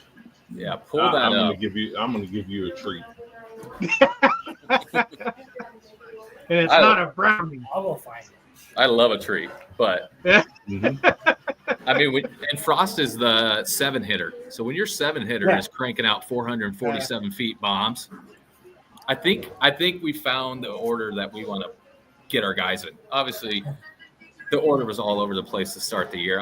The first 3 guys settled in quickly. We knew who our first 3 guys were going to be between Wilmus, Mitchell, and then slipping my mind. It's going to bug me now, but we found our first 3. Then we kept shuffling through 4 or 5. Now our 5-hitter is leading the team in home runs in Beeman, and Beeman's averaging 405 yards a home run himself on 7. That's just nasty too when you think about it. Like every hit of his is almost going. Every home run's almost 400 and some feet is crazy. I think he's had one that didn't make it 400 and some, and it was like 393. So like that's crazy. You got it, Chris? It's loading. So give you some perspective. You know, I go to games at Hawkins Field. We had a guy a week and a half ago hit one at a 44-degree launch angle that traveled 413 feet. It hit the windows on Memorial Gym. The longest home run I've ever seen hit at Hawkins Field. And it was small compared to this little tree. Nice single. Hawkeyes capitalizing on the bases loaded situation as this one is driven deep to left center. Back it goes. Deep it goes and gone. Jackson Frost, a 3-run bomb to left center, and the Hawkeyes double their lead. That thing landed in Carver. I think they need to go look in there. It disappeared. Wow. Yeah. When I saw that yesterday, I was just. It was gone. My mouth dropped. And what a time to hit your first career home run. But Moore was batting third today. Yep. More is the other one. I do have to say thank you to Iowa Baseball. Because for the first time in 1,753 years, Vanderbilt is not leading the statistic in left on base. Vanderbilt currently has 149. Iowa has 158.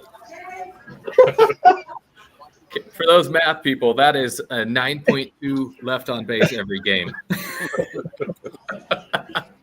That's a lot. It is. Yeah. I mean, it just tells you they've been getting on base. Crazy But they thing can't is, figure out how to get around without a home run. well, the crazy thing is, though, the last 2 series, the left on base has been cut in half. Great. 140 of those were before the last 2 weekends. Put that in perspective. So we are starting to bat them guys around. But yeah, that still stands out to me. 158 as your left on base. Again, that team should be and could be 2-loss, 3-loss team and probably ranked at this point. But some bad losses, obviously, there and there, put them in that bind. But I'm glad to see we're finally getting that turned around, man, and getting these bats going. So, And it's at the right time. The conference is the most important. And here's some more comparison for you. Iowa has 188 base hits. Vanderbilt, on the other hand, that has 5 run rule victories, has 162 base hits. Vanderbilt has scored 139 runs. Iowa has scored 134. So they're very similar offensively, except for the home run. That's interesting. And what's Vandy's record? We are 14-4 after we just took game 2 from Auburn today. Now, see, exactly to my point I just said. Had we done this a little bit quicker, that would and should be Iowa's similar record, man. They are, and I've said it in our chats before. I said this team, if it all of a sudden clicks between the pitching, which we'll talk about here in a few seconds, and the batting, it's a scary team, and it's going to make a push for that tournament. And obviously, we're about to win our 2nd straight Big Ten series. And as you said, Jason, that is the most important thing now. Win the Big Ten. Yeah. And we have good series is coming up. We have top 10 Oregon State in Des Moines coming up. We have top 10 Oregon in Iowa City coming up. Iowa has a chance to get that RPI up, get ranked, and get an at-large bid without winning the thing. If they continue to improve the way they've improved, obviously I want to just wash away that Washington State weekend. Like it never happened. So we'll just, other than that, they've been good and they've been decently competitive in every single game, which is nice. So that one, nothing on that. So has anybody compared to Washington State? Like, what have they done since? Does anybody know? Just curious. Off the top of my head. I'll look. Well, Chris, what do you got? So I was going to give you a comparison. Okay. You look at another Big Ten team, and I've been high on these guys all year. Brad can tell you, Penn State. Today they put up double digits again. They've scored 10 runs or more in 13 out of 17 games that they've played. Here's the wild part. That's crazy. They've scored 177 runs. They have 185 hits and 35 home runs. So they're right there with the amount of base hits, but their home run numbers are even better than Iowa's with 35. Right. But that's a team, they don't leave people on base. They get them on base, they get them home. What's their RPI? Like, what's their schedule like? Give me just a second. I can look at RPI real quick. I'm just trying to get a comparison in my mind.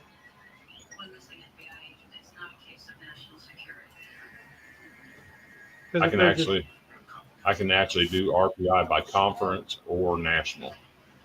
So Jason, your Washington State update? Yeah. 5-13. So yeah, we're not going to talk about that. That never happened. If 3 of their wins are us. That's crazy. Went down there and played like shit. Great shit. I'll be honest with you, man. We played like shit. So yeah. Chris pulls that up. I got her. The Penn State RPI is 71, and Iowa is at 210. 71 and 210. Yeah. Before Washington State, weren't they in the low 80s? Iowa? Because I remember you were saying Iowa went all the way up. I remember a message from Chris saying Iowa's RPI went all the way up after. They were in the 50s. It jumped up at one point, like 64 spots with one win, and then the very next day they lost and it dropped by like 80 spots. Oh, okay. Oh. This obviously isn't the most current up to date. Obviously, I have not done that, but this was leading into this weekend. As you can see, some more movement, but the 2 consistent ones that I keep seeing are that surprise you a little bit: Purdue, Penn State. They kind of stayed the same. Penn State's up to 14-3 now. Yep. So Iowa's moving up. We were 10th last time we showed this little graphic here, so we were sitting at that 6th spot. But again, I talked about that. I don't see Iowa not finishing in the top 8. They've never, under Heller, finished outside the top 8.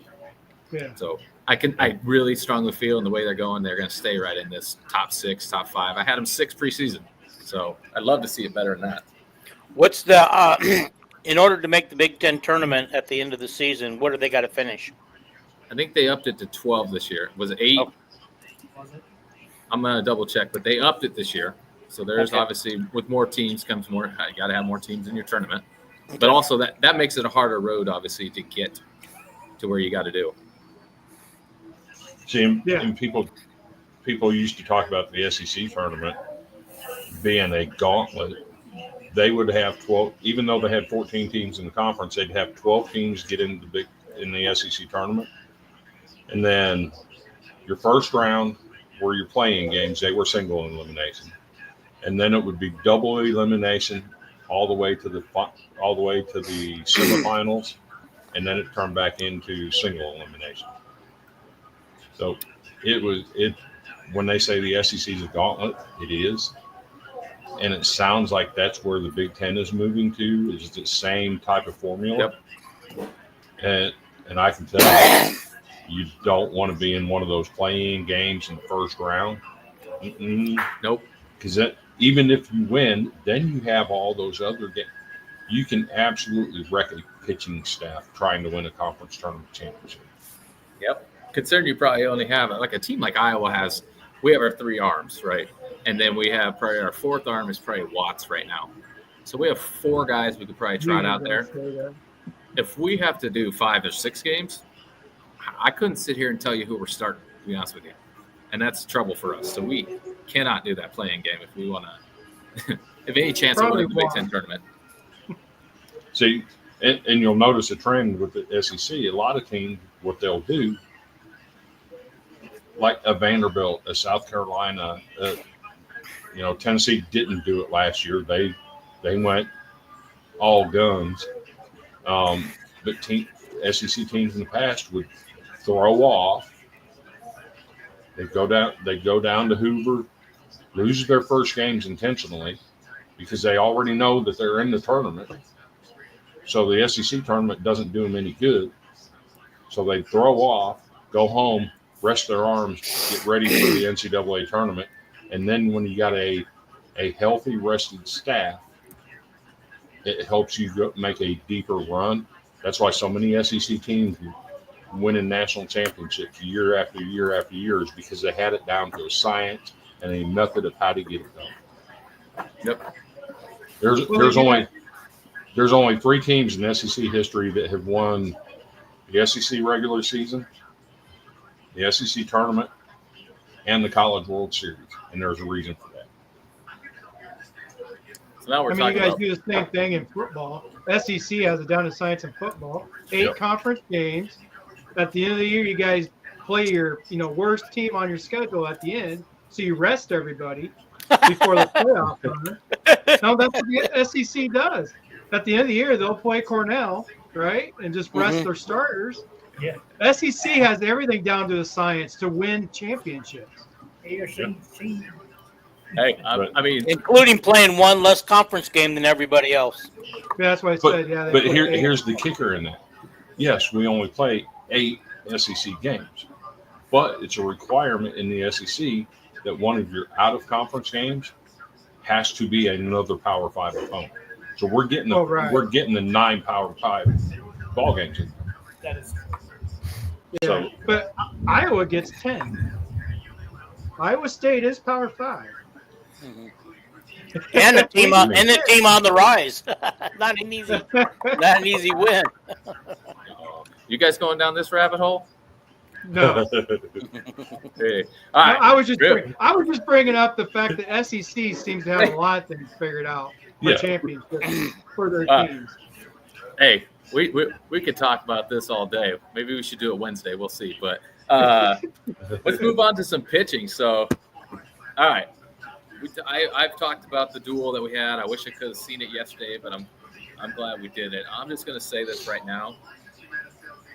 Savary outpitched yesterday and what's the spotlight of that when everybody talks about, I got it. Chris, how do you say his name? Every time I just slaughtered the shit out of that. What? Where's it? Where's it? But it's a Z. Yeah. It's Zwa. It's like Zwa. Zwa. Yeah. Anyway, everybody talks about It's a him. name. Consonant vowels don't mean anything in a name. Guy I D- still think he's the best pitcher in the Big Ten. That's all I gotta say. Okay. DWIER Dwyer ZA Z. No, it's DZ. Dwyer. The Z Dwyer is Z. silent. The first Z is silent. Just Oh, like mine. Zero. Just like Dwa. Dwa. just like mine. Just like my name. The U is silent. Oh, I thought you were gonna say the I was silent. We're just gonna call you. Sorry, I was going somewhere plus with that. Anyway, sorry. All the talk about him. Yes, he had a good outing. I've already talked about that a little bit. But Savary yesterday, phenomenal, man. 7.1 innings pitched. The guy is. It's between him right now and obviously Duerza, whatever you call him. As far as your Big Ten pitchers of the year right now, in my opinion. But as much and awesome as that is to you guys, I don't know if you've seen kind of the decline in Obermueller lately, but he is. That's something I'll talk about. Yeah, that's one of my talking points. Yeah, I started questioning if we're keeping him in too long. So I'm going to give you some stats from him right now. So You read my mind. Innings pitched 27.2, fourth in the Big Ten. Savary has 29, third in the Big Ten. Duerwa, whatever you want to call him, has 31.2. He's top in the Big Ten. Then we go down to your hits. Second in the Big Ten with giving up hits, Obermueller with 28. And we have not won a Friday game all season. Are they leaving him in too long? Are they letting him get beat down and then we can't recover with our bullpen? Because he's too good of an arm. Okay, but let me ask you a question. Please do. What are the pitch numbers? Because any numbers don't really matter if your pitch count is low. Oh, he's into the hundreds. They're letting him pitch in the 90s. He pitched 90 some. That's a stretch early in this. You don't want to see somebody getting 90 to 100 until later March, When it's beginning warmer. of April. Yes. When it gets warmer. Yeah. Especially when you're getting teed off on. I mean, he's a good arm. He's second in hits in the Big Ten. He's given up 28 behind a guy from Minnesota with 32. Obermueller or Cade, whatever. Yep. He is Salvery, who I thought Salvery was going to be. Remember how at the beginning of the year I told you the pitch staff is just questionable, but Salvery I did not think was a starter. Well, it's because I didn't think he could go as far as he is. Like he is going into the 90s and still has his stuff. Yep. Where Cade, once Cade hits pitch 60, you could see things start to go downhill for him. And it's against the competition. At the beginning of the year, he wasn't playing against, Big Ten type schools other than South Florida appears to be really good. I don't know what they've done since then, but they have a good coach there. However, to me, I've been looking at this the last 2 weeks with Cade. And yesterday, they kept him in. It was the sixth inning. I want to say he's already thrown 80, and he was getting just tatted. I'm like, What are we doing? Yep. So, you're 100% right. And today, Buter looked good. But Salvery is why that's why I'm not a Division I baseball coach. I don't know what the hell I'm talking about. He has surprised the hell out of me. I thought he would be a 50-pitch, middle reliever kind of kid. That's what I thought he was. I was 100% wrong. So Brad can tell you these are numbers that I crunch all the time, like pitch numbers and your strike to ball ratio, and you can watch the first 3 innings of the guy's outing and know if he's on or not. You can come out and throw 9 pitches in the first inning, 3 up, 3 down, and look great. And then come out in the second inning and throw 20 pitches. So all of a sudden, you're going in the third inning, you're sitting at 29, 30 pitches already. What happens in that third inning? A lot of guys, 30 pitches in the third inning, you know, it gets hectic. 40. If you can make it through the first 3 innings and have fewer than 35, 40 pitches, you're on your numbers. If you're above that, you're struggling. Yep. I really think Obermueller just kind of falls off because he does well with his pitch counts, but then like by the time we get to that 4th and 5th inning, it starts to be tee off. It's like batting practice for them. He loses it. His ERA is now 4.23. We got a guy at Vanderbilt that was expected to be one of our aces, and he's our Saturday starter, and can't get out of the 3rd inning because once he hits that 40 pitch mark, it's tee off time. Yep. Yeah, but I don't understand really. But it kind of depends on the type of pitcher with you, Chris, with what you're talking about. Strikeout pitchers tend to throw more balls because they're trying to hit the corners and stuff. Mm-hmm. So it just kind of depends on the reputation of that pitcher as far as the balls and strikes. Because there's a lot. I don't know if you remember. Well, I know Chris does, but Kerry Wood, like he was a strikeout pitcher and he would throw the ball all over the place, right? Yeah. Like he threw almost as many balls as he did strikes, but he always threw a strike when it mattered, right? When there was 2 strikes. And there's two different kinds of strikeout pitchers though too. There's one that paint the corner and move the ball around that you just can't swing at because you don't know where it's at. Yeah. And then you got the swing and miss guys. Yeah. Dwierza that's what I'm talking about. Dwierza and Obermueller are swing and miss guys. Savory is a paint the corner guy, and he's very accurate. Yeah. And it seems his skinny ass arm is live even after 80 pitches. Mm-hmm. I mean, Savory is, he's. Here's your strikeout numbers before today. So Dwierza's got 46, leads the conference. 2nd and 3rd, Obermueller with 33 at number 2. He's tied with Grayson Grinzo out of Oregon. And then Savory is 3rd with 32.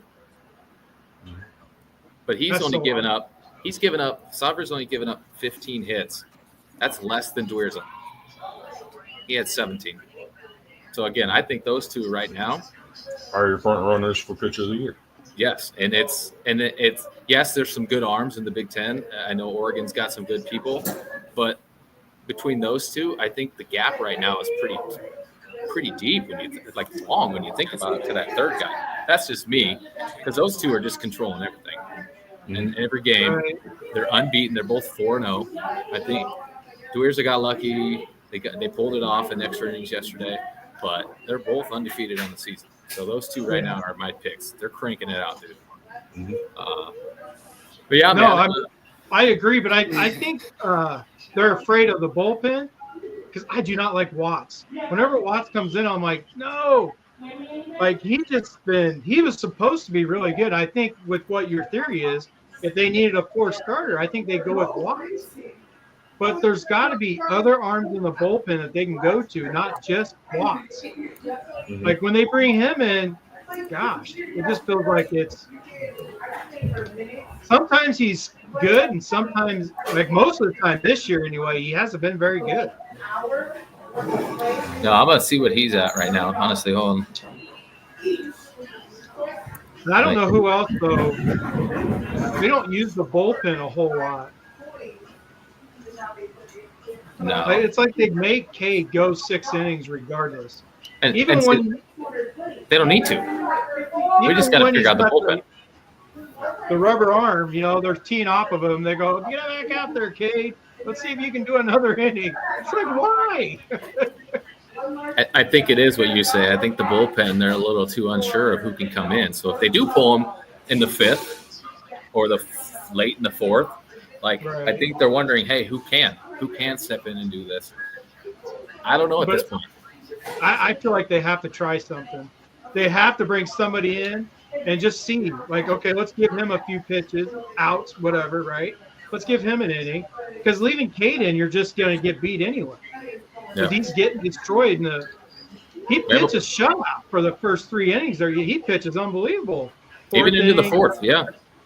you start to see it. Fifth inning, it's almost over, right? He's just getting tattooed. So here's the thing. Yeah, do we need to fix that? Yeah, maybe we should. But at the same time, if I was winning 2 out of every 3 and winning our midweek games, I'm going to be a happy man. That's 3-1 on every single week. That's a recipe for success. And listen to this schedule that we have, this little stretch. Go ahead, Chris. So, to your point, if you're winning 2 out of 3 every weekend, you play 10 conference series, right? 30 games, yep. Yeah, we updated this year. If you're winning 2 out of 3 every weekend, that puts you at 20 wins in the Big Ten. That's going to put you right in the thick of who's going to win, of winning that Big Ten championship. Yep. Absolutely, 100%.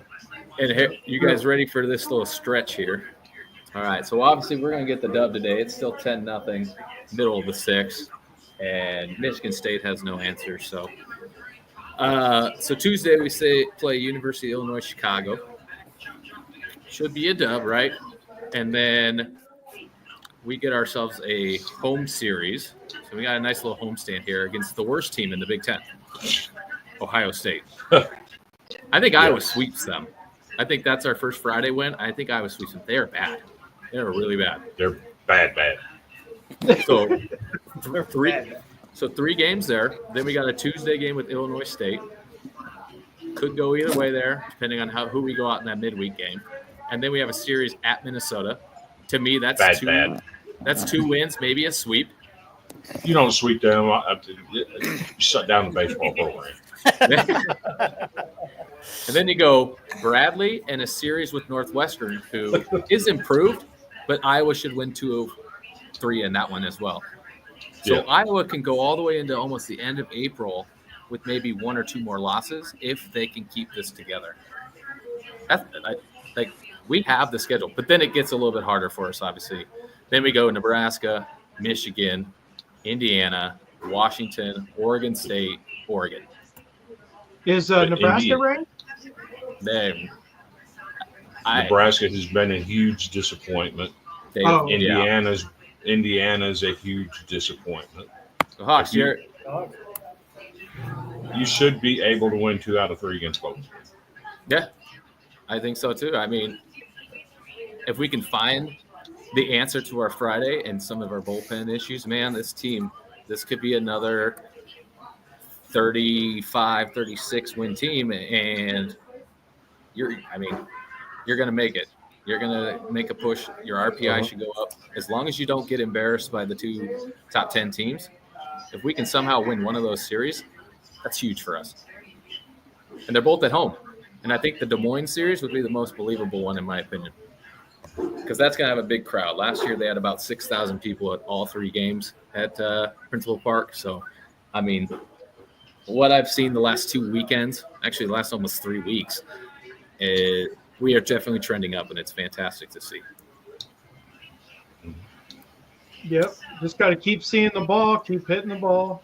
But we all know baseball can – this much, all of a sudden you're not seeing the ball as well, and so they just have to stay focused and keep hitting the dang ball. I really think they need to figure out the bullpen. They need to figure out Cade. Yeah. Salvery, if he continues to do what he's doing, let him do it. And same with Buter, right? Yep. Those 2 guys continue to do what they're doing. That we keep hitting the ball, but they got to figure out something with Cade. He's just not ready to be the day 1 starter to go in 6 innings. Yeah, I maybe it's because it's too early in the season. I guess we'll see how it goes. I remember last year he had a rough start to the beginning of the year. Yeah. By the end of the year, he was one of the top guys we had again.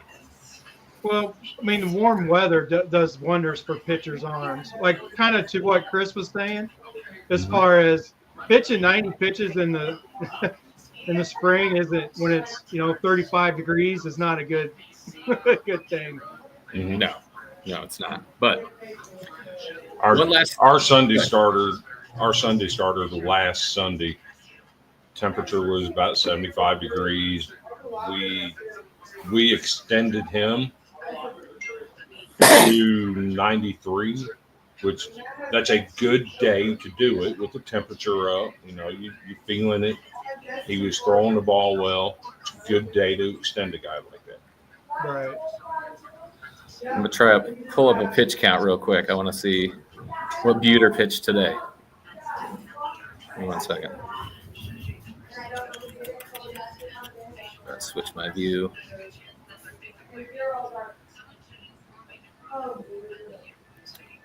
So Buter pitched 93 pitches. But 4 hits, no runs, 8 Ks. I'm good with that. I'll take that all day. I'm shocked he hit 90 pitches with the way the game went, but Yeah, I think he got in some jams there towards the yeah. second and third. I think it was. He got a jam. There were some guys that were left on. They have Right. 9 left on base. They do. We only have 3. Heller must be changing his ways as far as letting his pitchers pitch. I mean, I think that says a lot about the bullpen right there. Like, he would not do this before. He would not let him get up into the 90s. He wouldn't even let, the big baseball star that we had the last couple of years get up until the end of the last year. He got into the 100 at the end of the year in the tournament, right? Yep. But yeah, apparently he's letting them all get into the 90s now. I mean, if Buter and Sabri keep pitching like that in the 90s, keep it going. We just got to figure out something with Kate. That's my big thing. So, all right. I got one last thing when it comes to baseball. I don't know if you guys saw the pictures in the video Iowa released, but the next phase in the renovations for the program came. And, man, what a locker room this bad boy is. Here we go.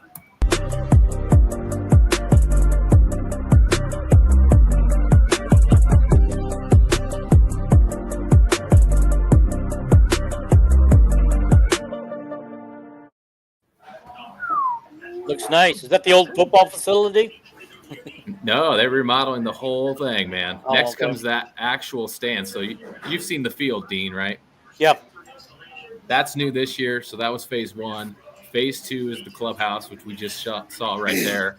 And then the final phase is they're actually going to redo the whole grandstand and things like that and put in more seats and make it a legit ballpark. And I'm going to tell you, when they get it all done, Iowa will have probably the best facilities in baseball for the Big Ten. And that will only help what we're trying to build in Iowa City. And I cannot wait, man, for where this has come in the last 11 years before Heller got there.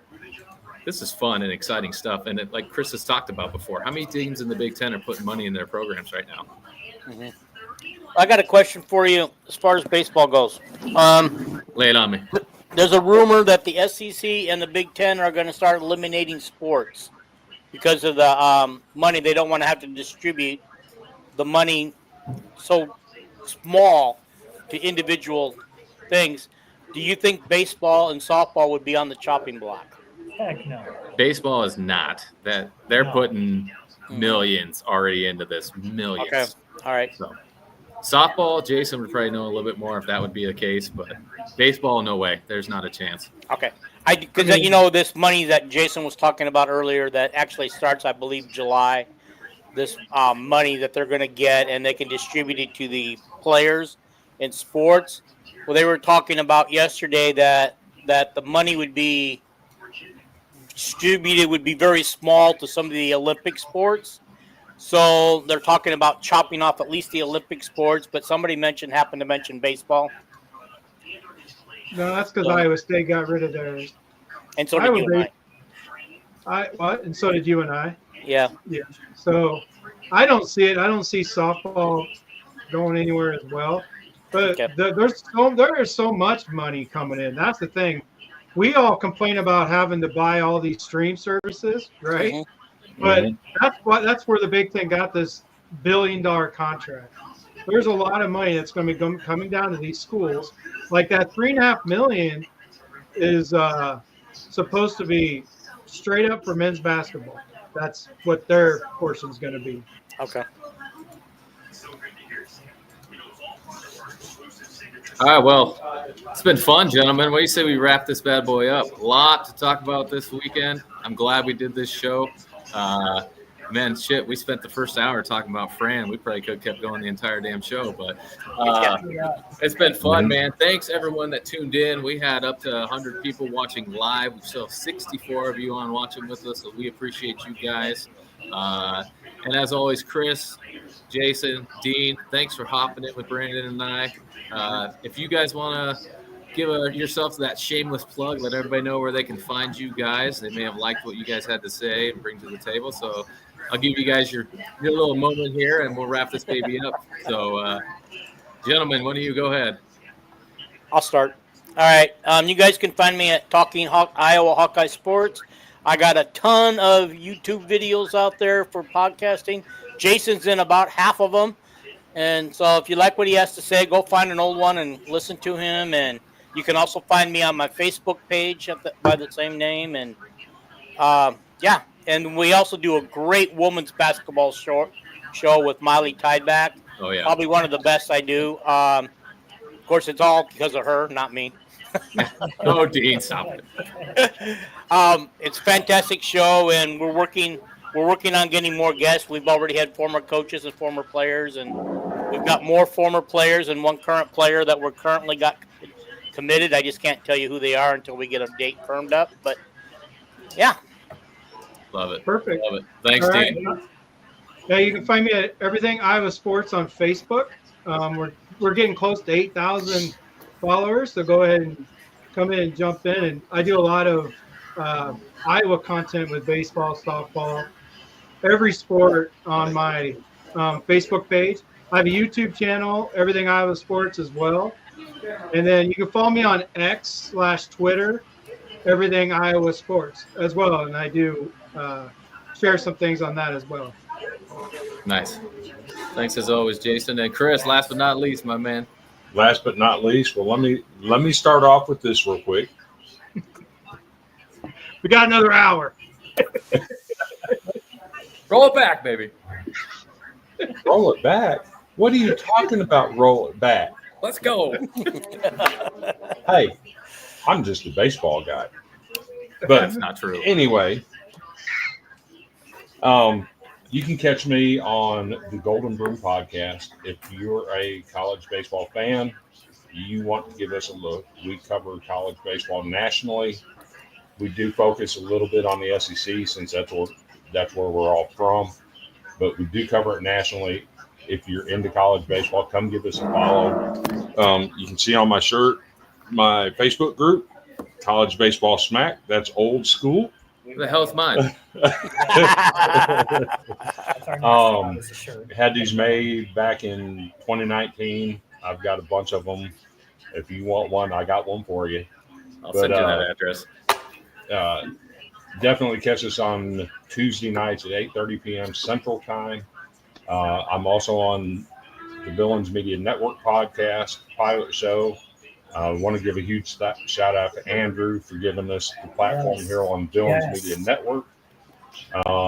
And I jump in with Brad and Brandon and help them a little bit on Hawkaholics. Appreciate them giving me an opportunity to help them with their baseball coverage. Like I said, that's my shtick, and I love sticking to it. As you see, I make some hot takes. I had a couple on here. The commish. Had a couple on here today, but I grew up in Iowa. I'm always going to be connected to Hawkeye Sports, and it is what it is. Y'all have a great one while I start going to dodge some severe weather. All right, hey, real quick, Chris. What's your shirt? What was it that you wanted us to follow on Facebook? College Baseball Smack. Yep. All right. We got you. All right, Brad, take us out. All right, Brandon, you got any final thoughts? Man, it's good to finally meet you, buddy. Yeah, first time we ever met. About time. Brandon's already got his coat on. He's ready to go. He put his coat on about 10 minutes ago. I'm cold. That was the roundup. He's like, man, wrap this shit up. I'm cold, dude. I don't do well with cold. All right. Well, thanks, guys, for jumping in. Yeah. It's been a fun show. We appreciate you. And as always, go Hawks. And give us a like and follow on our Facebook page, please. We need to get to Yes. 500. 500. All right, guys. Till Go next time. Hawks. Later. Go Go Hawks. Hawks, baby. Go Hawks.